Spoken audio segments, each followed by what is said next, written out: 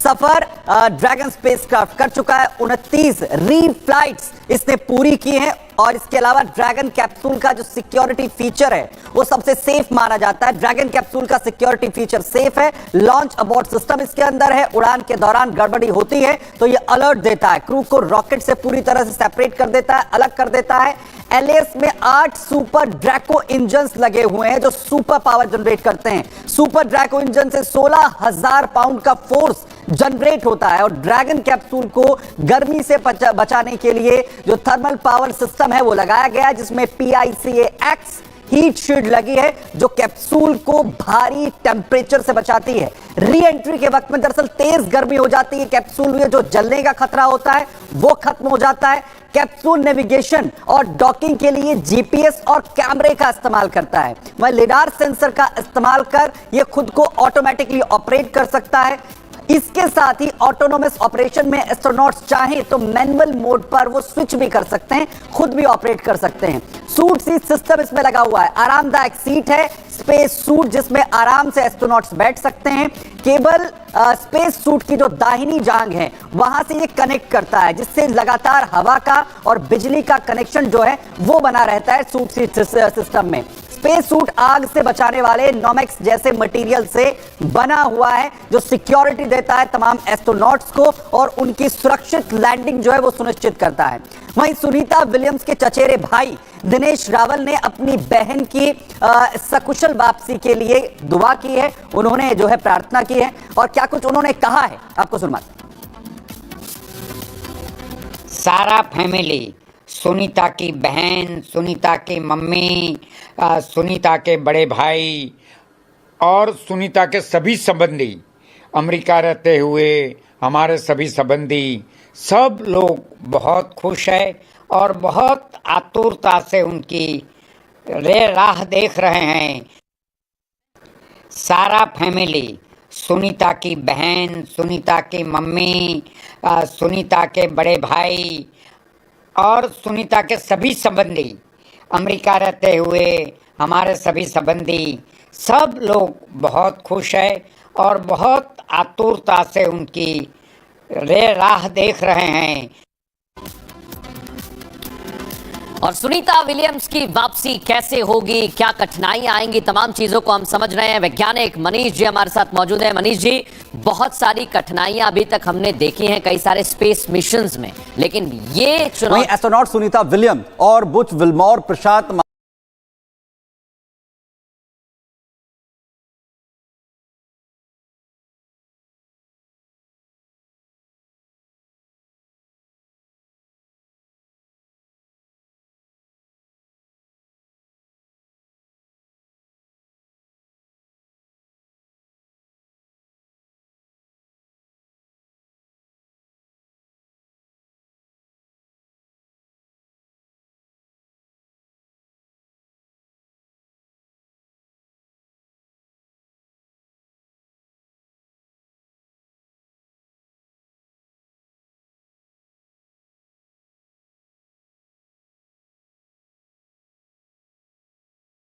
Sunita Williams की वापसी में 9 महीने का वक्त लगा। और कितने बजे सुनीता विलियम्स का जो यान है वो धरती पर जो स्प्लैश डाउन है वो होगा, पूरा प्रोसेस क्या कुछ होने वाला है दिखाते हैं आप।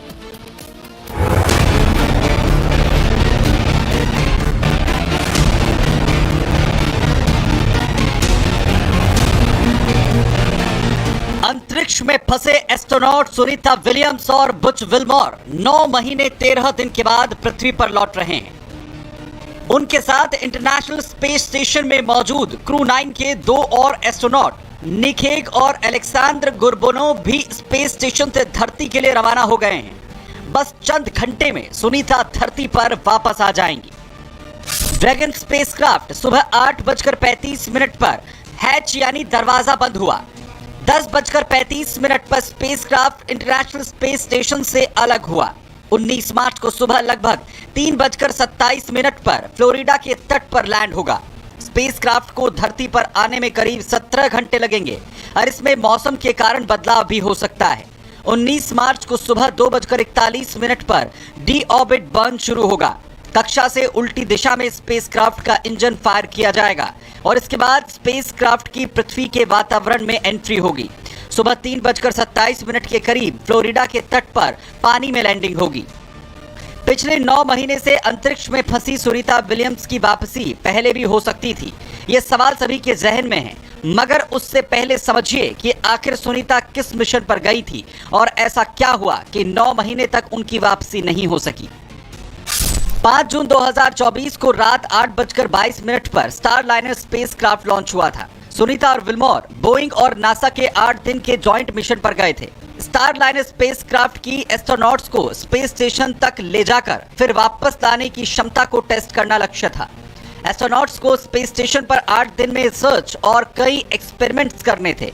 मिशन के दौरान उन्हें स्पेसक्राफ्ट को मैन्युअली भी उड़ाना था।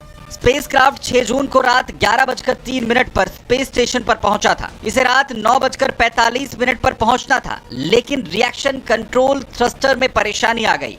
स्पेसक्राफ्ट के 28 रिएक्शन कंट्रोल थ्रस्टर्स में से 5 फेल हो गए थे। 25 दिनों में 5 हीलियम लीक भी हुए। हीलियम प्रोपेलेंट को थ्रस्टर्स तक पहुंचाने के लिए बहुत अहम है। ऐसे में स्पेसक्राफ्ट का सुरक्षित रूप से लौटना मुश्किल था। नासा ने फैसला लिया कि स्टारलाइनर स्पेसक्राफ्ट वापस लाने के लिए सुरक्षित नहीं है। इसके बाद एलन मस्क के SpaceX को एस्ट्रोनॉट्स को वापस लाने की जिम्मेदारी दी गई।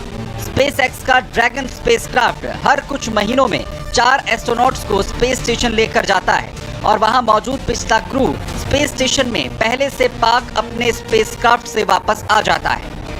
SpaceX के पास अभी 4 ड्रैगन स्पेसक्राफ्ट हैं, एंडेवर, रेजिलियंस, एंड्योरेंस और फ्रीडम। 5वें स्पेसक्राफ्ट की मैन्युफैक्चरिंग हो रही है। क्रू 10 के लिए 5वें स्पेसक्राफ्ट का इस्तेमाल किया जाना था। मैन्युफैक्चरिंग में देरी के कारण नासा ने क्रू 10 मिशन को मार्च के अंत तक टाल दिया। बाद में नासा ने क्रू 9 को वापस लाने में हो रही देरी को देखते हुए क्रू 10 के लिए पुराने एंड्योरेंस स्पेसक्राफ्ट के ही इस्तेमाल का फैसला लिया। अब से कुछ ही देर में ये SpaceX का ड्रैगन स्पेसक्राफ्ट सुनीता को सुरक्षित धरती पर ले आएगा और 9 महीने का इंतजार खत्म होगा। Bureau report, Republic Bharat. लेकिन बड़ी बात यह है कि आखिर जिस स्पेसक्राफ्ट से वापस लौट रही हैं, यानी वो स्पेसक्राफ्ट ड्रैगन जिसके कैप्सूल में बैठकर सभी यात्री वापस लौटेंगे, कितना खास है। अब तक ड्रैगन कैप्सूल की स्पेसक्राफ्ट की बात करें तो 49 इस तरीके के मिशन जो है वो कंप्लीट कर चुका है, जिसमें 44 बार स्पेस स्टेशन का सफर ड्रैगन स्पेसक्राफ्ट कर चुका है। 29 रीफ्लाइट्स इसने पूरी की है और इसके अलावा ड्रैगन कैप्सूल का जो सिक्योरिटी फीचर है वो सबसे सेफ माना जाता है। ड्रैगन कैप्सूल का सिक्योरिटी फीचर सेफ है। लॉन्च अबॉर्ड सिस्टम इसके अंदर है। उड़ान के दौरान गड़बड़ी होती है तो ये अलर्ट देता है, क्रू को रॉकेट से पूरी तरह से सेपरेट कर देता है, अलग कर देता है। LS में 8 सुपर ड्रैको इंजन्स लगे हुए हैं जो सुपर पावर जनरेट करते हैं। सुपर ड्रैको इंजन से 16,000 पाउंड का फोर्स जनरेट होता है और ड्रैगन कैप्सूल को गर्मी से बचाने के लिए जो थर्मल पावर सिस्टम है वो लगाया गया है, जिसमें PICAX हीट शील्ड लगी है जो कैप्सूल को भारी टेम्परेचर से बचाती है। री एंट्री के वक्त में दरअसल तेज गर्मी हो जाती है, कैप्सूल में जो जलने का खतरा होता है वो खत्म हो जाता है। कैप्सूल नेविगेशन और डॉकिंग के लिए GPS और कैमरे का इस्तेमाल करता है। वह लिडार सेंसर का इस्तेमाल कर यह खुद को ऑटोमेटिकली ऑपरेट कर सकता है। इसके साथ ही ऑटोनोमस ऑपरेशन में एस्ट्रोनॉट्स चाहें तो मैनुअल मोड पर वो स्विच भी कर सकते हैं, खुद भी ऑपरेट कर सकते हैं। सूट सीट सिस्टम इसमें लगा हुआ है, आरामदायक सीट है, स्पेस सूट जिसमें आराम से एस्ट्रोनॉट्स बैठ सकते हैं। केबल स्पेस सूट की जो दाहिनी जांग है वहां से ये कनेक्ट करता है, जिससे लगातार हवा का और बिजली का कनेक्शन जो है वो बना रहता है सूट सीट सिस्टम में।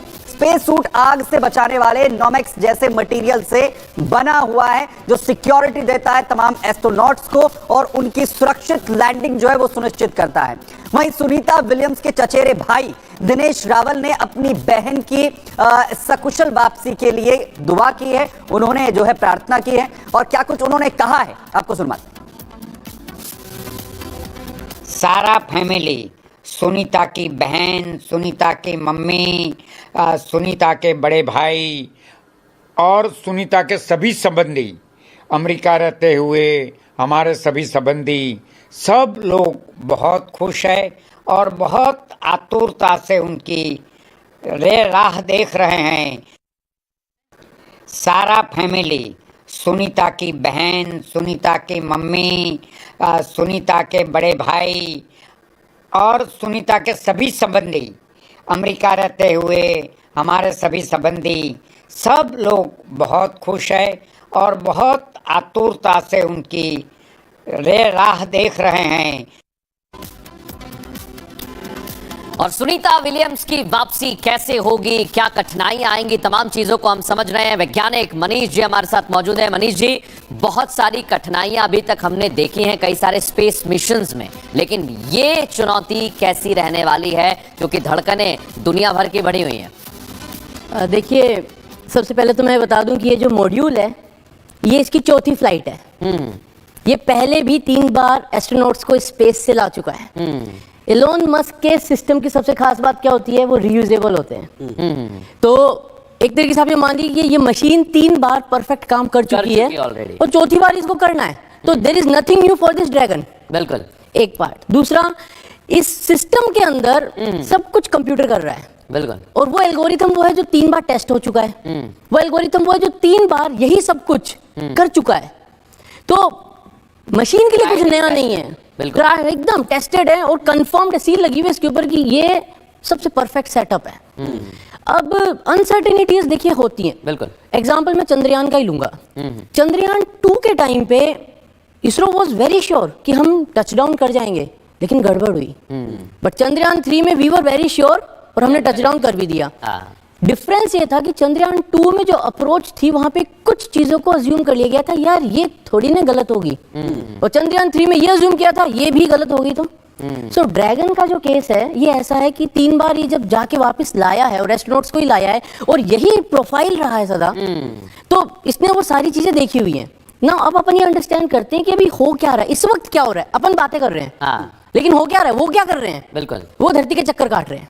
एक चक्कर काटते हैं 90 मिनट में और 10-12 चक्कर वो भी काटे जा रहे हैं। अब ऐसा क्यों कर रहे हैं, क्योंकि जब ये ड्रैगन धरती का चक्कर काटता है तो धरती खुद घूमती है। तो मान लीजिए ये ड्रैगन चक्कर काट रहा है और धरती यूं घूम रही है। ऐसे घूमते घूमते ड्रैगन उस पोजीशन पे आ जाएगा जहां पर उसको उतर के स्प्लैश डाउन करना है। तो उसके लिए ये 18 घंटे का टाइम है। नहीं तो ये मिशन 6-7 घंटे में भी करा हुआ है ड्रैगन ने, लेकिन इस बार 18 घंटे क्यों, तो छोटे छोटे पहलू है। पहला, थोड़ा सा उत्सुकता थी यार जल्दी लेके आओ, क्योंकि Trump and Elon Musk they got involved. और दूसरा ये कि हो सकता है आने वाले 1-2 दिन में तूफान भी आ सकता है। तो आप देखिए कि जो नॉर्मल प्रोसेस होता है वो क्या होता है कि जब एक नया क्रू इंटरनेशनल स्पेस स्टेशन पे जाता है तो वहां पर ऑलरेडी जो क्रू है वो उनको सारा जो हैंडओवर करते हैं वो 2 दिन का टास्क होता है। यहाँ तो 1 दिन भी नहीं दिया, यहाँ तो कभी तुरंत जाओ हैंडओवर करो और इनको रवाना करो, तुरंत रवाना करो। क्यों, क्योंकि एक तो उत्सुकता है, एक वो माहौल है, एक वो कमिटमेंट है। दूसरा ये कि आपको समुद्र में उतरना है और समुद्र हो सकता है 1-2 दिन या 1 हफ्ते में थोड़ा सा हलचल में आ जाए, तो वो कंडीशन सेटिस्फाई ना होंगी कि आप सक्सेसफुली सेफली टच डाउन कर सकें। अब आप ये जो ग्राफिक दिखा रहे हैं तो मैं इस ग्राफिक पे यहाँ पे आपको बताता हूँ। ये जो ट्रंक है, जब टचडाउन का टाइम आएगा, ये टाइम होगा टचडाउन का 2:41। बिल्कुल, 2:41 पे इसके थ्रस्टर्स, 2:41 पे इसके थ्रस्टर्स फायर होंगे। आप उस ग्राफिक को लाइए ना, ठीक है। ये ट्रंक जो है, बस क्या यहाँ रोक दीजिए, बस यहाँ रोक दीजिए, डॉकिंग पर रोकिए, रोक दीजिए जहां पे मुझे दिख रहा है बस। तो ये जो है ये स्पेस स्टेशन से अलग हो चुका है। सबसे पहला स्टेप क्या होता है अलग होने का, इसके यहाँ पर एक सिस्टम होता है जिसको कहते हैं इंटरनेशनल डॉकिंग स्टैंडर्ड। ये रशिया और अमेरिका ने मिलकर बनाया है, क्योंकि वही तो सुपर पावर थे पहले। इसके अंदर ये होता है कि पेटल सिस्टम होता है। स्पेसएक्स आपने देखा, अपना जो भारत का स्पेसएक्स का आपने देखा हो, तो उसके ऊपर ऐसे पेटल्स बने हुए थे। इसके अंदर सेम सेटअप होता है और वो इसके अंदर फंसा हुआ होता है।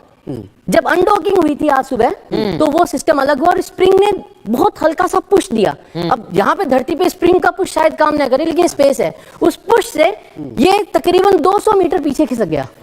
फिर इसके थ्रस्टर्स फायर करे गए और ये फिर 4 किलोमीटर पीछे खिसक गया।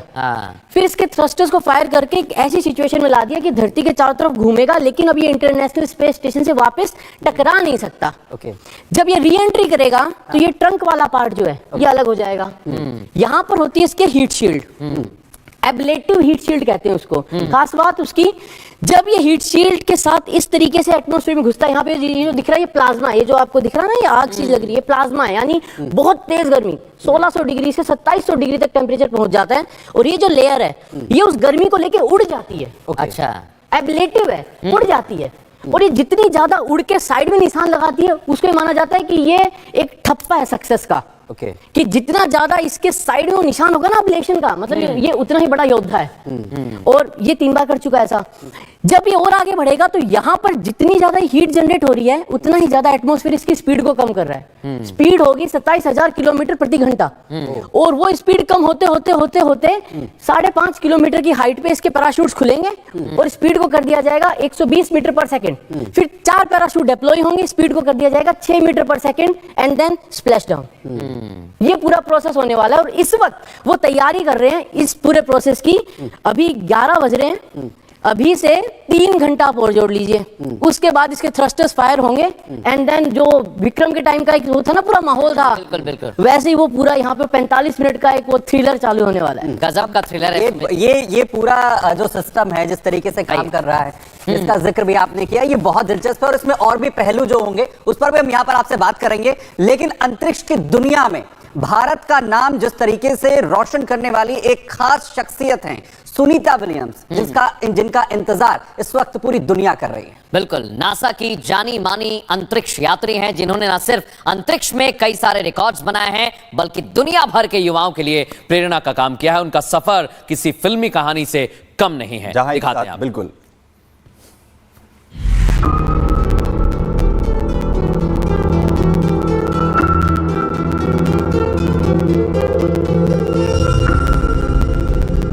भारतीय मूल की अमेरिकी अंतरिक्ष यात्री सुनीता विलियम्स ने अंतरिक्ष के क्षेत्र में एक नई मिसाल कायम की है। नासा में उनकी अद्भुत उपलब्धियों ने खासतौर पर महिलाओं और युवाओं को विज्ञान और तकनीक के क्षेत्र में आगे बढ़ने के लिए प्रेरित किया है। उनका जीवन संघर्ष और सफलता की प्रेरक कहानी है। सुनीता विलियम्स की नौसेना पायलट से अंतरिक्ष यात्री तक का सफर बेहद प्रेरणादायक है। उन्होंने साल 1987 में अमेरिकी नौसेना में एक हेलीकॉप्टर पायलट के रूप में अपना करियर शुरू किया था और बाद में 1998 में नासा के अंतरिक्ष मिशन का हिस्सा बनी। वो न केवल पायलट थी बल्कि उन्हें MH-60 सीहॉक जैसे विमान उड़ाने का अनुभव भी है। 1999 में नासा की ट्रेनिंग के बाद वो अंतरिक्ष यात्रा के लिए तैयार हो गई और तब से वो अंतरिक्ष यात्रा में अपने योगदान से पूरी दुनिया में प्रसिद्ध हो गई। सुनीता विलियम्स की ये तीसरी अंतरिक्ष यात्रा थी। इससे पहले 9 दिसंबर 2006 को उनकी पहली अंतरिक्ष यात्रा हुई थी। अभियान 9 दिसंबर 2006 से 22 जून 2007 तक चला और सुनीता विलियम्स ने फ्लाइट इंजीनियर के रूप में काम किया। सुनीता विलियम्स का दूसरा अंतरिक्ष मिशन 14 जुलाई 2012 को शुरू हुआ। यह अभियान 18 नवंबर 2012 तक चला। विलियम्स ने परिक्रमा प्रयोगशाला में रिसर्च का संचालन करते हुए 4 महीने बिताए। वो अंतरिक्ष में 127 दिन बिताने के बाद 18 नवंबर 2012 को कजाकिस्तान में उतरी। साल 2015 में सुनीता विलियम्स को नासा के कमर्शियल क्रू प्रोग्राम के तहत बोइंग स्टारलाइनर मिशन के लिए चुना गया था। इस मिशन का उद्देश्य अंतरिक्ष यात्रा को निजी कंपनियों के सहयोग से नया आयाम देना था। ये मिशन न केवल अंतरिक्ष के क्षेत्र में बल्कि विज्ञान और प्रौद्योगिकी क्षेत्र में भी एक ऐतिहासिक मील का पत्थर साबित हुआ था। 19 मार्च 2025 को जब उनकी तीसरी अंतरिक्ष यात्रा से वापसी होगी, वो अंतरिक्ष में कुल 286 दिन बिता चुकी होंगी। इसके साथ ही वो एक यात्रा में तीसरी सबसे ज्यादा दिन तक ISS पर बिताने वाली महिला वैज्ञानिक बन जाएंगी। अपने अंतरिक्ष मिशन के दौरान सुनीता ने कई अनोखे रिकॉर्ड बनाए। उन्होंने अंतरिक्ष में रहते हुए ट्रेडमिल पर दौड़कर बोस्टन मैराथन में हिस्सा लिया, जो एक अनोखी उपलब्धि थी। सुनीता ने कुल मिलाकर 322 दिन अंतरिक्ष में बिताए, जिसमें उन्होंने 9 बार स्पेस वॉक किया और 62 घंटे से अधिक समय अंतरिक्ष में चहलकदमी की। ये रिकॉर्ड आज भी उनके नाम दर्ज है। अपने शानदार करियर के लिए उन्हें कई प्रतिष्ठित सम्मान और पुरस्कार मिले। उन्हें नासा स्पेस फ्लाइट मेडल और नौसेना प्रशस्ति पदक जैसे पुरस्कारों से नवाजा गया। भारत सरकार ने 2008 में उन्हें पद्म भूषण पुरस्कार देकर सम्मानित किया। सुनीता विलियम्स नासा के आर्टेमिस प्रोग्राम का हिस्सा हैं, जिसका उद्देश्य इंसानों को फिर से चंद्रमा पर ले जाना और मंगल ग्रह तक पहुंच बनाना है। उनकी मेहनत और योगदान अंतरिक्ष के भविष्य को नया रूप देने में मदद कर रहा है। Bureau report, Republic Bharat. और सुनीता विलियम्स वापस आ रही हैं SpaceX की मदद से। हालांकि जो ये ड्रैगन देख रहे हैं ये पुराना मॉडल है, लेकिन स्टारलाइनर और SpaceX में अंतर क्या है ये आपको बताते हैं। Boeing Starliner resolution reusable capsule है और अंतरिक्ष यान मानव मिशन के लिए डिजाइन किया गया है ड्रैगन। 10 बार एक कैप्सूल का इस्तेमाल स्टारलाइनर में संभव है। इधर कैप्सूल का फिर से इस्तेमाल किया जा सकता है। एक चीज और, इसमें एक साथ 7 पैसेंजर जा सकते हैं। क्रू ड्रैगन में भी 7 अंतरिक्ष यात्री के लिए जगह है, लेकिन अभी 4 आ रहे हैं। क्रू के लिए वायरलेस इंटरनेट और टैबलेट की सुविधा दी गई है। बटन्स और स्विच के बजाय टच रॉकेट के जरिए स्टारलाइनर को लॉन्च किया जाता है और इसे फाल्कन 9 रॉकेट के जरिए लॉन्च किया जाता है। एक और बड़ी बात, रॉकेट में खराबी आने पर यह तुरंत अलग हो जाता है। वहीं ड्रैगन में पैराशूट सिस्टम है और आपातकालीन निकास प्रणाली भी है। आपको यह भी बता दें, स्टारलाइनर ऑटोमेटिक है। इधर अंतरिक्ष यात्रियों को सुरक्षित रखने के लिए इसे खास तरह से डिजाइन किया गया है। क्रू मैनुअल तरीके से इस्तेमाल कर सकते हैं। इधर क्रू ड्रैगन में ऑटोमेटिक डॉकिंग सिस्टम है, जो अभी हमने समझा। स्टारलाइनर अंतरिक्ष यान की ये पहली उड़ान थी और अपने खुद के सिस्टम के जरिए इंटरनेशनल स्पेस स्टेशन से ड्रैगन SpaceX का जुड़ सकता है। तो आपने देखा इसमें कितना अंतर है। इधर स्टारलाइनर सुनीता को वापस ना होने से साख पर चोट लगी है क्योंकि नहीं ला पाया। इधर ड्रैगन ने जरूरत पड़ने पर मैनुअल नियंत्रण भी संभव कर रखा है। वहीं सुनीता को वापस नहीं ला पाया स्टारलाइनर और इधर ड्रैगन फंसी हुई सुनीता विलियम्स को लाने में कामयाबी अभी तक हासिल कर चुका है और इंतजार किया जा रहा है। वहीं सुनीता विलियम्स की भारत से भी जुड़ाव की कई तस्वीरें हमने देखी हैं, कई कहानियां पढ़ते हैं। प्रधानमंत्री नरेंद्र मोदी ने भी एक पत्र लिखा है और सुनीता की कहानी वाकई प्रेरणादायक है।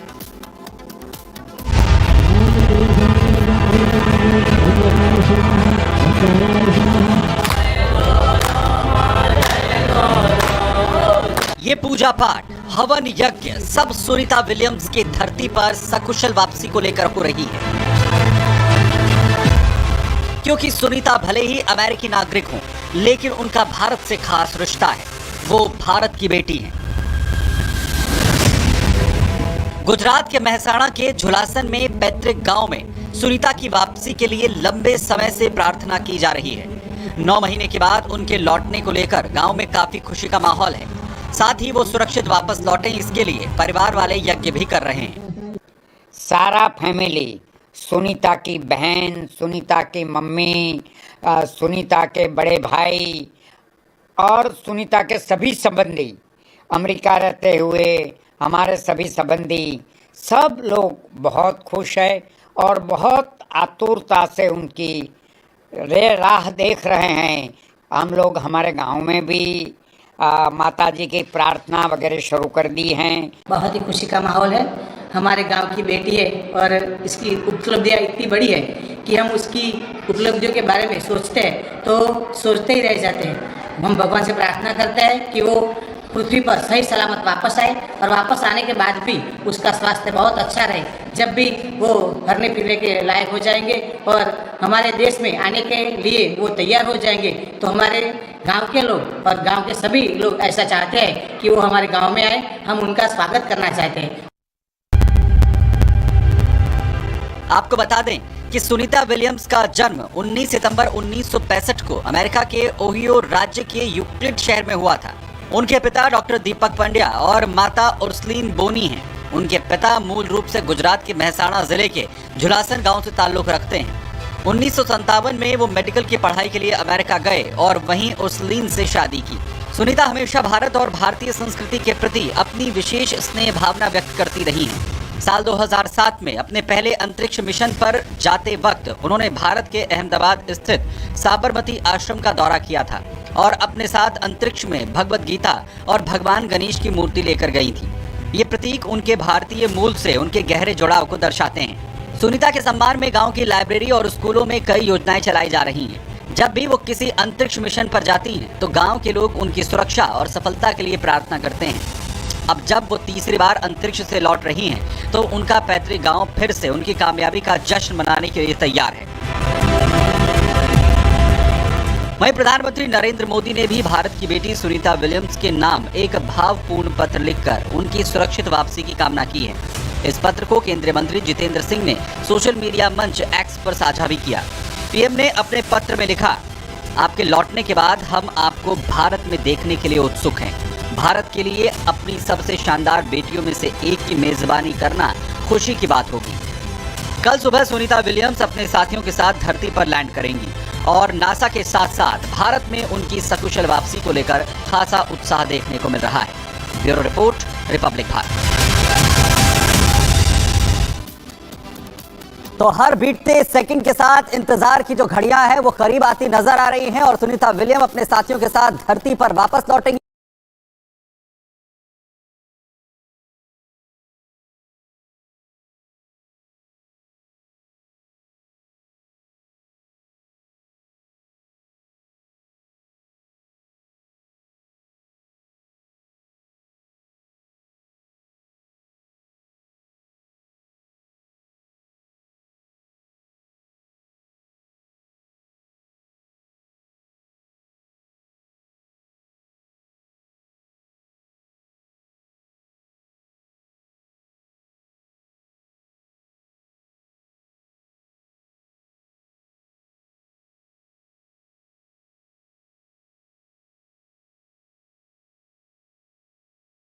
सुनीता विलियम्स की वापसी में 9 महीने का वक्त लगा। और कितने बजे सुनीता विलियम्स का जो यान है वो धरती पर जो स्प्लैश डाउन है वो होगा, पूरा प्रोसेस क्या कुछ होने वाला है दिखाते हैं।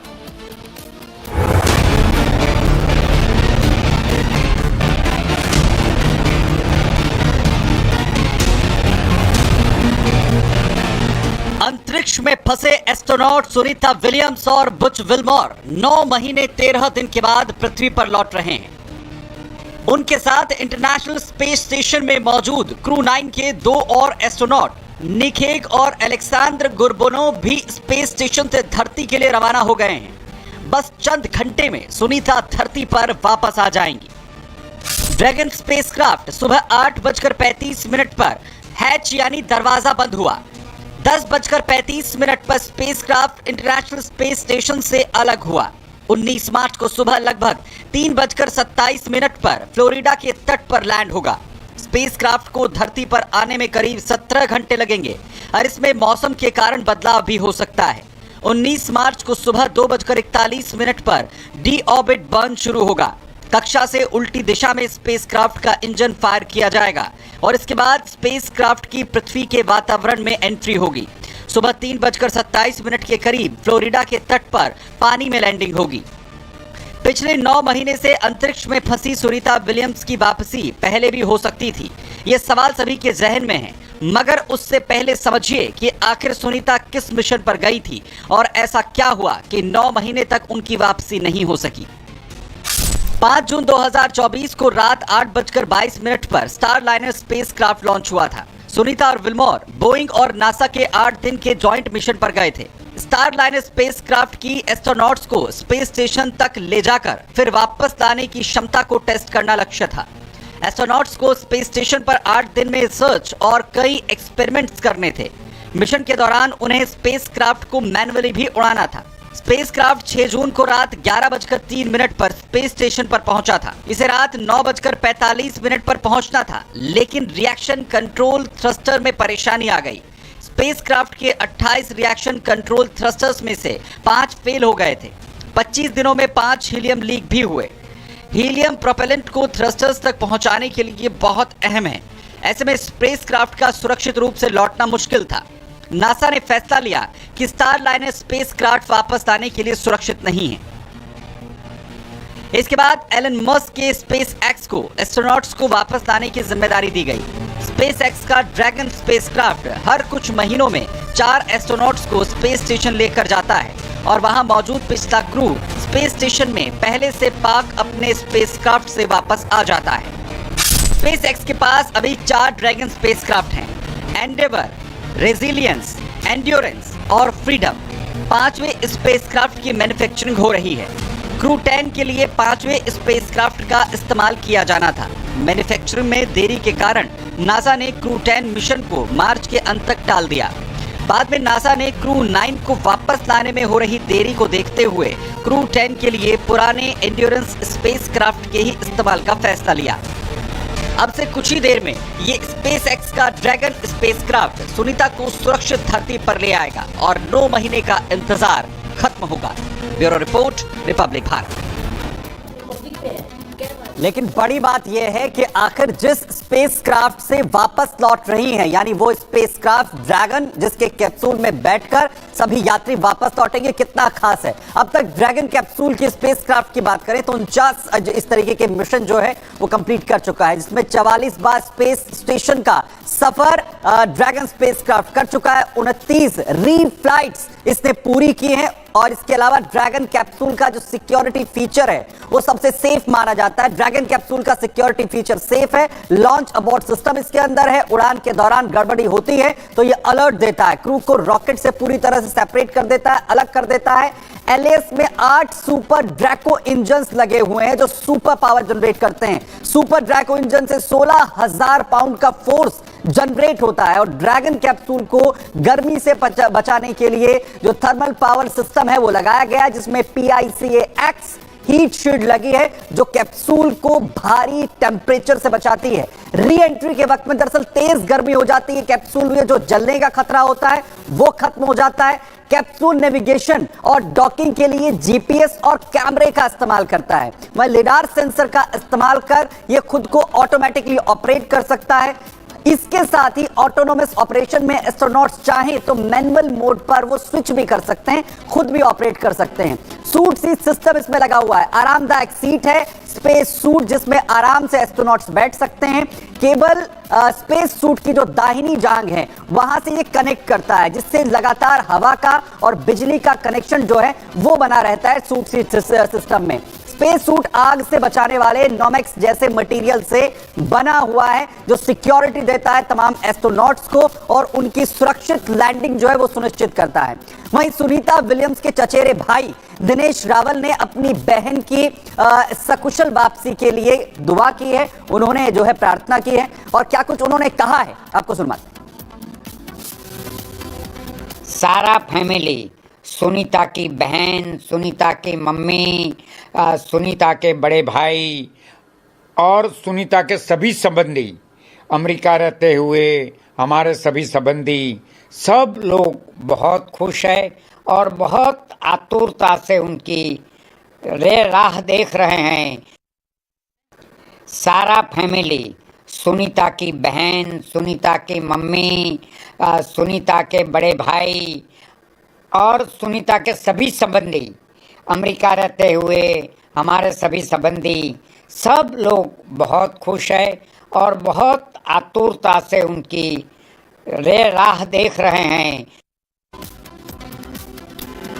और सुनीता विलियम्स की वापसी कैसे होगी, क्या कठिनाइयां आएंगी, तमाम चीजों को हम समझ रहे हैं। वैज्ञानिक मनीष जी हमारे साथ मौजूद हैं। मनीष जी, बहुत सारी कठिनाइयां अभी तक हमने देखी हैं कई सारे स्पेस मिशंस में, लेकिन ये चुनौती कैसी रहने वाली है क्योंकि धड़कनें दुनिया भर की बढ़ी हुई हैं। देखिए, सबसे पहले तो मैं बता दूं कि ये जो मॉड्यूल है ये इसकी चौथी फ्लाइट है। ये पहले भी 3 बार एस्ट्रोनॉट्स को स्पेस से ला चुका है। एलोन मस्क के सिस्टम की सबसे खास बात क्या होती है, वो रीयूजेबल होते हैं। तो एक तरीके से आप ये मान लीजिए ये मशीन 3 बार परफेक्ट काम कर चुकी है और चौथी बार इसको करना है, तो there is nothing new for this dragon. बिल्कुल, एक पार्ट। दूसरा, इस सिस्टम के अंदर सब कुछ कंप्यूटर कर रहा है। बिल्कुल। और वो एल्गोरिथम वो है जो 3 बार टेस्ट हो चुका है। वो एल्गोरिथम वो है जो 3 बार यही सब कुछ कर चुका है। तो मशीन के लिए कुछ नया नहीं है, एकदम टेस्टेड है और कंफर्म्ड सील लगी हुई है इसके ऊपर कि ये सबसे परफेक्ट सेटअप है। अब अनसर्टेनिटीज देखिए होती हैं। बिल्कुल। एग्जांपल मैं चंद्रयान का ही लूंगा। चंद्रयान 2 के टाइम पे इसरो वाज वेरी श्योर कि हम टचडाउन कर जाएंगे, लेकिन गड़बड़ हुई। बट चंद्रयान 3 में वी वर वेरी श्योर और हमने टचडाउन कर भी दिया। डिफरेंस ये था कि चंद्रयान 2 में जो अप्रोच थी वहां पे कुछ चीजों को अज्यूम कर लिया गया था, यार ये थोड़ी ना गलत होगी, और चंद्रयान 3 में ये अज्यूम किया था ये भी गलत होगी। तो सो ड्रैगन का जो केस है ये ऐसा है कि 3 बार ये जब जाके वापस लाया है और एस्ट्रोनॉट्स को ही लाया है और यही प्रोफाइल रहा है सदा, तो इसने वो सारी चीजें देखी हुई हैं। ना अब अपन ये अंडरस्टैंड करते हैं कि अभी हो क्या रहा है, इस वक्त क्या हो रहा है। अपन बातें कर रहे हैं हाँ। लेकिन हो क्या रहा है, वो क्या कर रहे हैं, बिल्कुल वो धरती के चक्कर काट रहे हैं। एक चक्कर काटते हैं 90 मिनट में और 10-12 चक्कर वो भी काटे जा रहे हैं। अब ऐसा क्यों कर रहे हैं, क्योंकि जब ये ड्रैगन धरती का चक्कर काटता है तो धरती खुद घूमती है। हाँ। तो मान लीजिए ये ड्रैगन चक्कर काट रहा है और धरती यूं घूम रही है। हाँ। ऐसे घूमते घूमते ड्रैगन उस पोजीशन पे आ जाएगा जहां पर उसको उतर के स्प्लैश डाउन करना है। हाँ। तो उसके लिए ये 18 घंटे का टाइम है। नहीं तो ये मिशन 6-7 घंटे में भी करा हुआ है ड्रैगन ने, लेकिन इस बार 18 घंटे क्यों, तो छोटे छोटे पहलू है। पहला, थोड़ा सा उत्सुकता थी यार जल्दी लेके आओ, क्योंकि Trump and Elon Musk they got involved. और दूसरा ये कि हो सकता है आने वाले 1-2 दिन में तूफान भी आ सकता है। हाँ। तो आप देखिए कि जो नॉर्मल प्रोसेस होता है वो क्या होता है कि जब एक नया क्रू इंटरनेशनल स्पेस स्टेशन पे जाता है तो वहां पर ऑलरेडी जो क्रू है वो उनको सारा जो हैंडओवर करते हैं वो 2 दिन का टास्क होता है। यहाँ तो 1 दिन भी नहीं दिया, यहाँ तो कभी तुरंत जाओ हैंडओवर करो और इनको रवाना करो, तुरंत रवाना करो। क्यों, क्योंकि एक तो उत्सुकता है, एक वो माहौल है, एक वो कमिटमेंट है, दूसरा ये कि आपको समुद्र में उतरना है और समुद्र हो सकता है 1-2 दिन या 1 हफ्ते में थोड़ा सा हलचल में आ जाए। तो वो कंडीशन सेटिस्फाई ना होंगी कि आप सक्सेसफुली सेफली टच डाउन कर सकें। अब आप ये जो ग्राफिक दिखा रहे हैं तो मैं इस ग्राफिक पे यहाँ पे आपको बताता हूँ, ये जो ट्रंक है जब टच डाउन का टाइम आएगा, ये टाइम होगा टच डाउन का 2:41 बिल्कुल 2:41 पे इसके थ्रस्टर्स, हाँ 2:41 पे इसके थ्रस्टर्स फायर होंगे। आप उस ग्राफिक को लाइए ना, ठीक है, ये ट्रंक जो है, बस चाहे यहाँ रोक दीजिए, बस यहाँ रोक दीजिए, डॉकिंग पर रोकिए, रोक दीजिए जहाँ पे मुझे दिख रहा है बस। तो ये जो है ये स्पेस स्टेशन से अलग हो चुका है। सबसे पहला स्टेप क्या होता है अलग होने का, इसके यहाँ पर एक सिस्टम होता है जिसको कहते हैं इंटरनेशनल डॉकिंग स्टैंडर्ड। ये रशिया और अमेरिका ने मिलकर बनाया है, क्योंकि वही तो सुपर पावर थे पहले। इसके अंदर ये होता है कि पेटल सिस्टम होता है। स्पेसएक्स आपने देखा, अपना जो भारत का स्पेसएक्स का आपने देखा हो तो उसके ऊपर ऐसे पेटल्स बने हुए थे। इसके अंदर सेम सेटअप होता है और वो इसके अंदर फंसा हुआ होता है। जब अनडॉकिंग हुई थी आज सुबह तो वो सिस्टम अलग हुआ और स्प्रिंग ने बहुत हल्का सा पुश दिया। अब यहाँ पे धरती पे स्प्रिंग का पुश शायद काम ना करे, लेकिन स्पेस है, उस पुश से ये तकरीबन 200 मीटर पीछे खिसक गया। फिर इसके थ्रस्टर्स फायर करे गए और ये फिर 4 किलोमीटर पीछे खिसक गया। फिर इसके थ्रस्टर्स को फायर करके एक ऐसी सिचुएशन में ला दिया कि धरती के चारों तरफ घूमेगा, लेकिन अब ये इंटरनेशनल स्पेस स्टेशन से वापस टकरा नहीं सकता। जब ये री एंट्री करेगा तो ये ट्रंक वाला पार्ट जो है ये अलग हो जाएगा। यहां पर होती है इसके heat shield, ablative heat shield कहते हैं उसको। खास बात उसकी, जब ये हीट शील्ड के साथ इस तरीके से एटमॉस्फेयर में घुसता है, यहाँ पे ये जो दिख रहा है ये प्लाज्मा, ये जो आपको दिख रहा है ना ये आग सी लग रही है, प्लाज्मा है, यानी बहुत तेज गर्मी 1600 डिग्री से 2700 डिग्री तक टेम्परेचर पहुंच जाता है और ये जो लेयर है ये उस गर्मी को लेके उड़ जाती है। अच्छा, एब्लेटिव है, उड़ जाती है और ये जितनी ज्यादा उड़ के साइड में निशान लगाती है उसको माना जाता है कि ये एक ठप्पा है सक्सेस का। कि जितना ज्यादा इसके साइड में वो निशान होगा ना एब्लेशन का, मतलब ये उतना ही बड़ा योद्धा है। और ये 3 बार कर चुका है ऐसा। जब ये और आगे बढ़ेगा तो यहाँ पर जितनी ज्यादा हीट जनरेट हो रही है उतना ही ज्यादा एटमॉस्फेयर इसकी स्पीड को कम कर रहा है। स्पीड होगी 27,000 किलोमीटर प्रति घंटा और वो स्पीड कम होते होते होते होते 5.5 किलोमीटर की हाइट पे इसके पैराशूट्स खुलेंगे और स्पीड को कर दिया जाएगा 120 मीटर पर सेकेंड। फिर 4 पैराशूट डिप्लॉय होंगे, स्पीड को कर दिया जाएगा 6 metre per second and then splash down. ये पूरा प्रोसेस होने वाला है और इस वक्त वो तैयारी कर रहे हैं इस पूरे प्रोसेस की।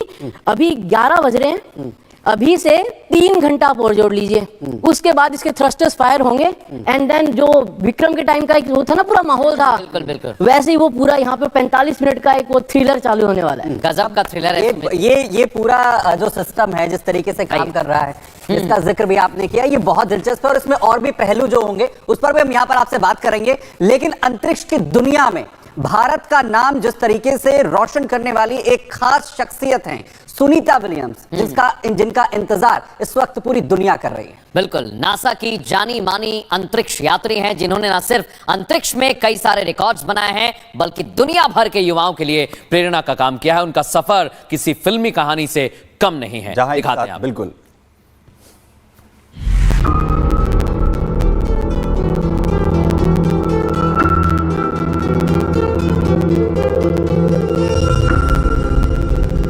भारतीय मूल की अमेरिकी अंतरिक्ष यात्री सुनीता विलियम्स ने अंतरिक्ष के क्षेत्र में एक नई मिसाल कायम की है। नासा में उनकी अद्भुत उपलब्धियों ने खासतौर पर महिलाओं और युवाओं को विज्ञान और तकनीक के क्षेत्र में आगे बढ़ने के लिए प्रेरित किया है। उनका जीवन संघर्ष और सफलता की प्रेरक कहानी है। सुनीता विलियम्स की नौसेना पायलट से अंतरिक्ष यात्री तक का सफर बेहद प्रेरणादायक है। उन्होंने साल 1987 में अमेरिकी नौसेना में एक हेलीकॉप्टर पायलट के रूप में अपना करियर शुरू किया था और बाद में 1998 में नासा के अंतरिक्ष मिशन का हिस्सा बनी। वो न केवल पायलट थी बल्कि उन्हें MH-60 सीहॉक जैसे विमान उड़ाने का अनुभव भी है। 1999 में नासा की ट्रेनिंग के बाद वो अंतरिक्ष यात्रा के लिए तैयार हो गई और तब से वो अंतरिक्ष यात्रा में अपने योगदान से पूरी दुनिया में प्रसिद्ध हो गई।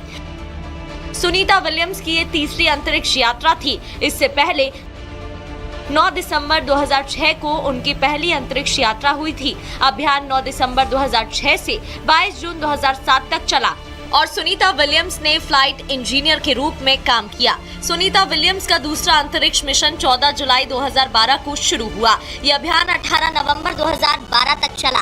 विलियम्स ने परिक्रमा प्रयोगशाला में रिसर्च का संचालन करते हुए 4 महीने बिताए। वो अंतरिक्ष में 127 दिन बिताने के बाद 18 नवंबर 2012 को कजाकिस्तान में उतरी। साल 2015 में सुनीता विलियम्स को नासा के कमर्शियल क्रू प्रोग्राम के तहत बोइंग स्टारलाइनर मिशन के लिए चुना गया था। इस मिशन का उद्देश्य अंतरिक्ष यात्रा को निजी कंपनियों के सहयोग से नया आयाम देना था। ये मिशन न केवल अंतरिक्ष के क्षेत्र में बल्कि विज्ञान और प्रौद्योगिकी क्षेत्र में भी एक ऐतिहासिक मील का पत्थर साबित हुआ था। 19 मार्च 2025 को जब उनकी तीसरी अंतरिक्ष यात्रा से वापसी होगी, वो अंतरिक्ष में कुल 286 दिन बिता चुकी होंगी। इसके साथ ही वो एक यात्रा में तीसरी सबसे ज्यादा दिन तक ISS पर बिताने वाली महिला वैज्ञानिक बन जाएंगी। अपने अंतरिक्ष मिशन के दौरान सुनीता ने कई अनोखे रिकॉर्ड बनाए। उन्होंने अंतरिक्ष में रहते हुए ट्रेडमिल पर दौड़कर बोस्टन मैराथन में हिस्सा लिया, जो एक अनोखी उपलब्धि थी। सुनीता ने कुल मिलाकर 322 दिन अंतरिक्ष में बिताए, जिसमें उन्होंने 9 बार स्पेस वॉक किया और 62 घंटे से अधिक समय अंतरिक्ष में चहलकदमी की। ये रिकॉर्ड आज भी उनके नाम दर्ज है। अपने शानदार करियर के लिए उन्हें कई प्रतिष्ठित सम्मान और पुरस्कार मिले। उन्हें नासा स्पेस फ्लाइट मेडल और नौसेना प्रशस्ति पदक जैसे पुरस्कारों से नवाजा गया। भारत सरकार ने 2008 में उन्हें पद्म भूषण पुरस्कार देकर सम्मानित किया।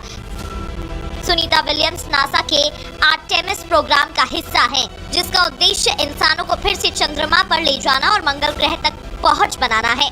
उनकी मेहनत और योगदान अंतरिक्ष के भविष्य को नया रूप देने में मदद कर रहा है। Bureau report, Republic Bharat. और सुनीता विलियम्स वापस आ रही हैं SpaceX की मदद से। हालांकि जो ये ड्रैगन देख रहे हैं ये पुराना मॉडल है, लेकिन स्टारलाइनर और SpaceX में अंतर क्या है ये आपको बताते हैं। Boeing Starliner resolution reusable capsule है और अंतरिक्ष यान मानव मिशन के लिए डिजाइन किया गया है। ड्रैगन 10 बार एक कैप्सूल का इस्तेमाल स्टारलाइनर में संभव है। इधर कैप्सूल का फिर से इस्तेमाल किया जा सकता है। एक चीज और, इसमें एक साथ 7 पैसेंजर जा सकते हैं। क्रू ड्रैगन में भी 7 अंतरिक्ष यात्री के लिए जगह है, लेकिन अभी 4 आ रहे हैं। क्रू के लिए वायरलेस इंटरनेट और टैबलेट की सुविधा दी गई है। बटन्स और स्विच के बजाय टच स्क्रीन से ये चलता है। आपको ये भी बता दें, एटलस 5 रॉकेट के जरिए स्टारलाइनर को लॉन्च किया जाता है और इसे फाल्कन 9 रॉकेट के जरिए लॉन्च किया जाता है।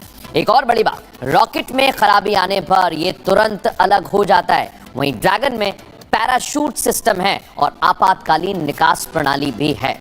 आपको यह भी बता दें, स्टारलाइनर ऑटोमेटिक है। इधर अंतरिक्ष यात्रियों को सुरक्षित रखने के लिए इसे खास तरह से डिजाइन किया गया है। क्रू मैनुअल तरीके से इस्तेमाल कर सकते हैं। इधर क्रू ड्रैगन में ऑटोमेटिक डॉकिंग सिस्टम है, जो अभी हमने समझा। स्टारलाइनर अंतरिक्ष यान की ये पहली उड़ान थी और अपने खुद के सिस्टम के जरिए इंटरनेशनल स्पेस स्टेशन से ड्रैगन SpaceX का जुड़ सकता है।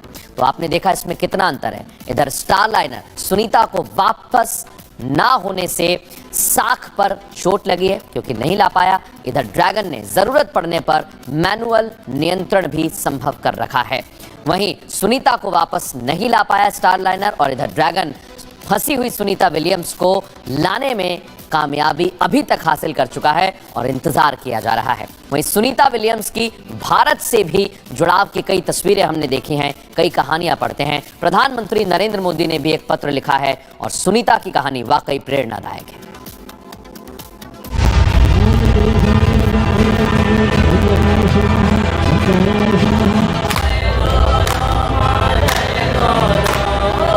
ये पूजा पाठ, हवन यज्ञ सब सुनीता विलियम्स की धरती पर सकुशल वापसी को लेकर हो रही है, क्योंकि सुनीता भले ही अमेरिकी नागरिक हों, लेकिन उनका भारत से खास रिश्ता है। वो भारत की बेटी हैं।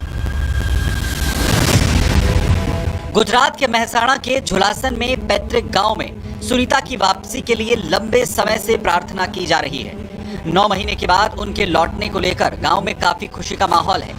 साथ ही वो सुरक्षित वापस लौटे, इसके लिए परिवार वाले यज्ञ भी कर रहे हैं। सारा फैमिली, सुनीता की बहन, सुनीता की मम्मी, सुनीता के बड़े भाई और सुनीता के सभी संबंधी, अमेरिका रहते हुए हमारे सभी संबंधी, सब लोग बहुत खुश है और बहुत आतुरता से उनकी राह देख रहे हैं। हम लोग हमारे गांव में भी माता जी की प्रार्थना वगैरह शुरू कर दी हैं। बहुत ही खुशी का माहौल है। हमारे गांव की बेटी है और इसकी उपलब्धियां इतनी बड़ी है कि हम उसकी उपलब्धियों के बारे में सोचते हैं तो सोचते ही रह जाते हैं। हम भगवान से प्रार्थना करते हैं कि वो पृथ्वी पर सही सलामत वापस आए और वापस आने के बाद भी उसका स्वास्थ्य बहुत अच्छा रहे।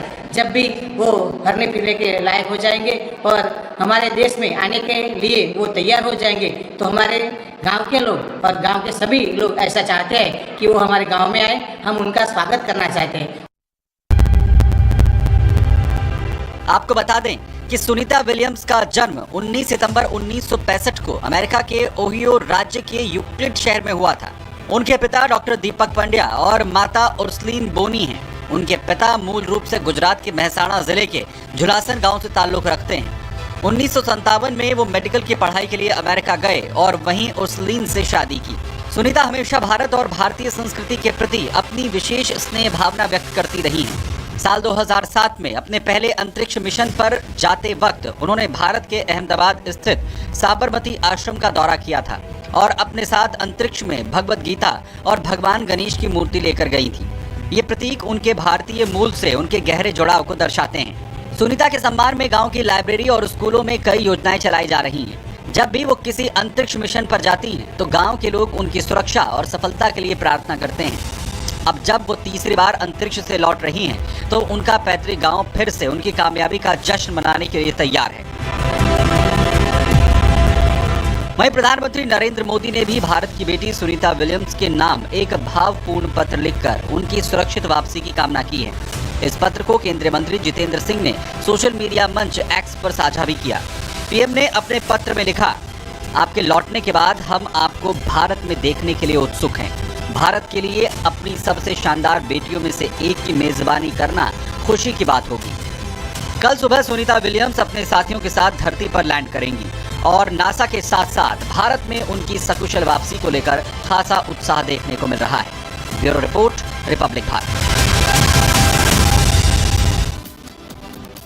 तो हर बीतते सेकंड के साथ इंतजार की जो घड़ियां हैं वो करीब आती नजर आ रही हैं और सुनीता विलियम अपने साथियों के साथ धरती पर वापस लौटेंगी।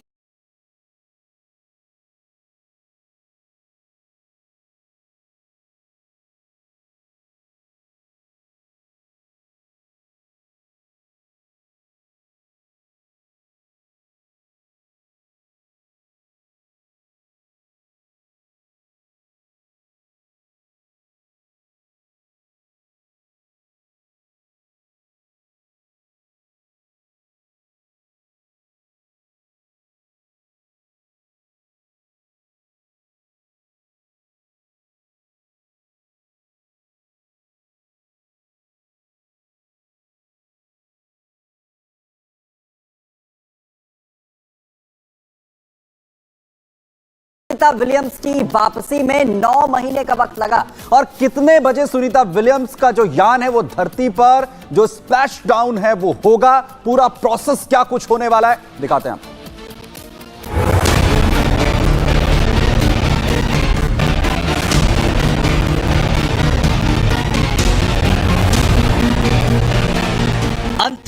फंसे एस्ट्रोनॉट सुनीता विलियम्स और बुच विलमोर 9 महीने 13 दिन के बाद पृथ्वी पर लौट रहे हैं। उनके साथ इंटरनेशनल स्पेस स्टेशन में मौजूद क्रू 9 के 2 और एस्ट्रोनॉट निखेग और अलेक्जेंडर गुरबोनोव भी स्पेस स्टेशन से धरती के लिए रवाना हो गए हैं। बस चंद घंटे में सुनीता धरती पर वापस आ जाएंगी।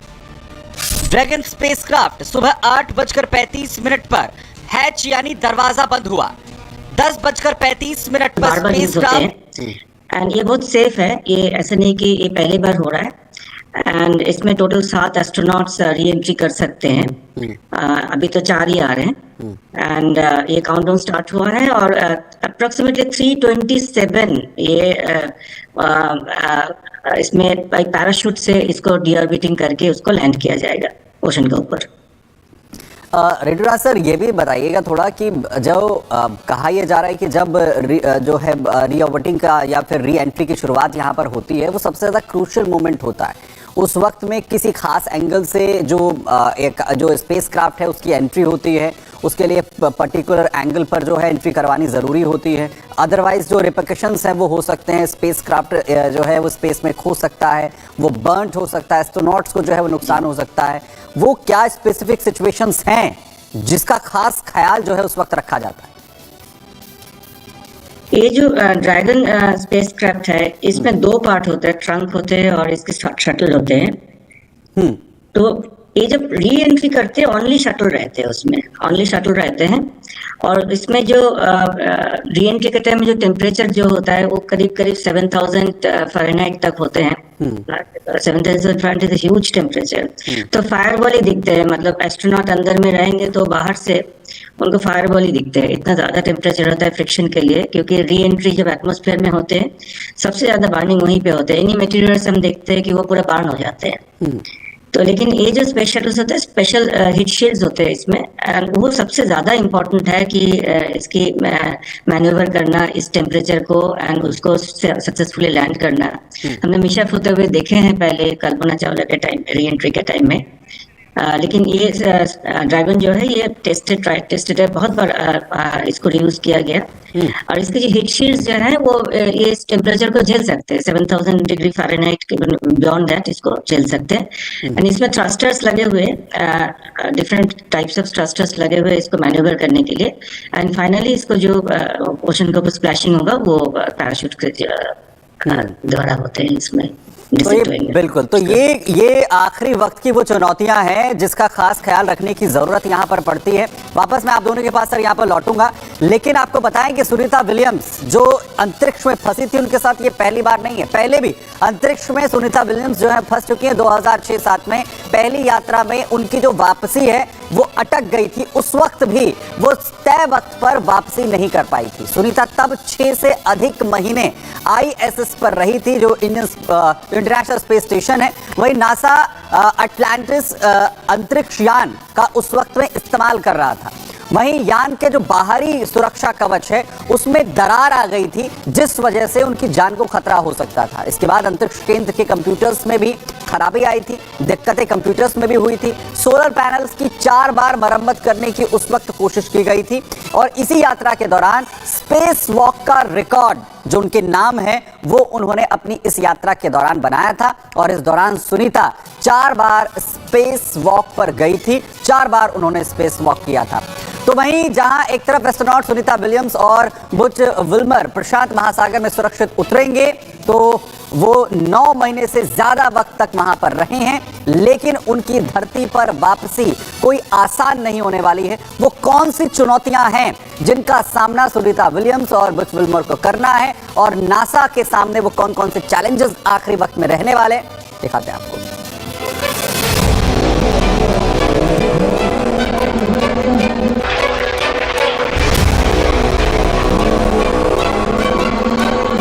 महज 8 दिनों के लिए अंतरिक्ष गई सुनीता विलियम्स की यात्रा बेहद लंबी हो गई।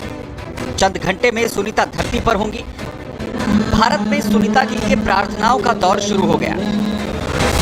सुनीता की सुरक्षित वापसी के लिए मंदिरों में हवन पूजन किया जा रहा है।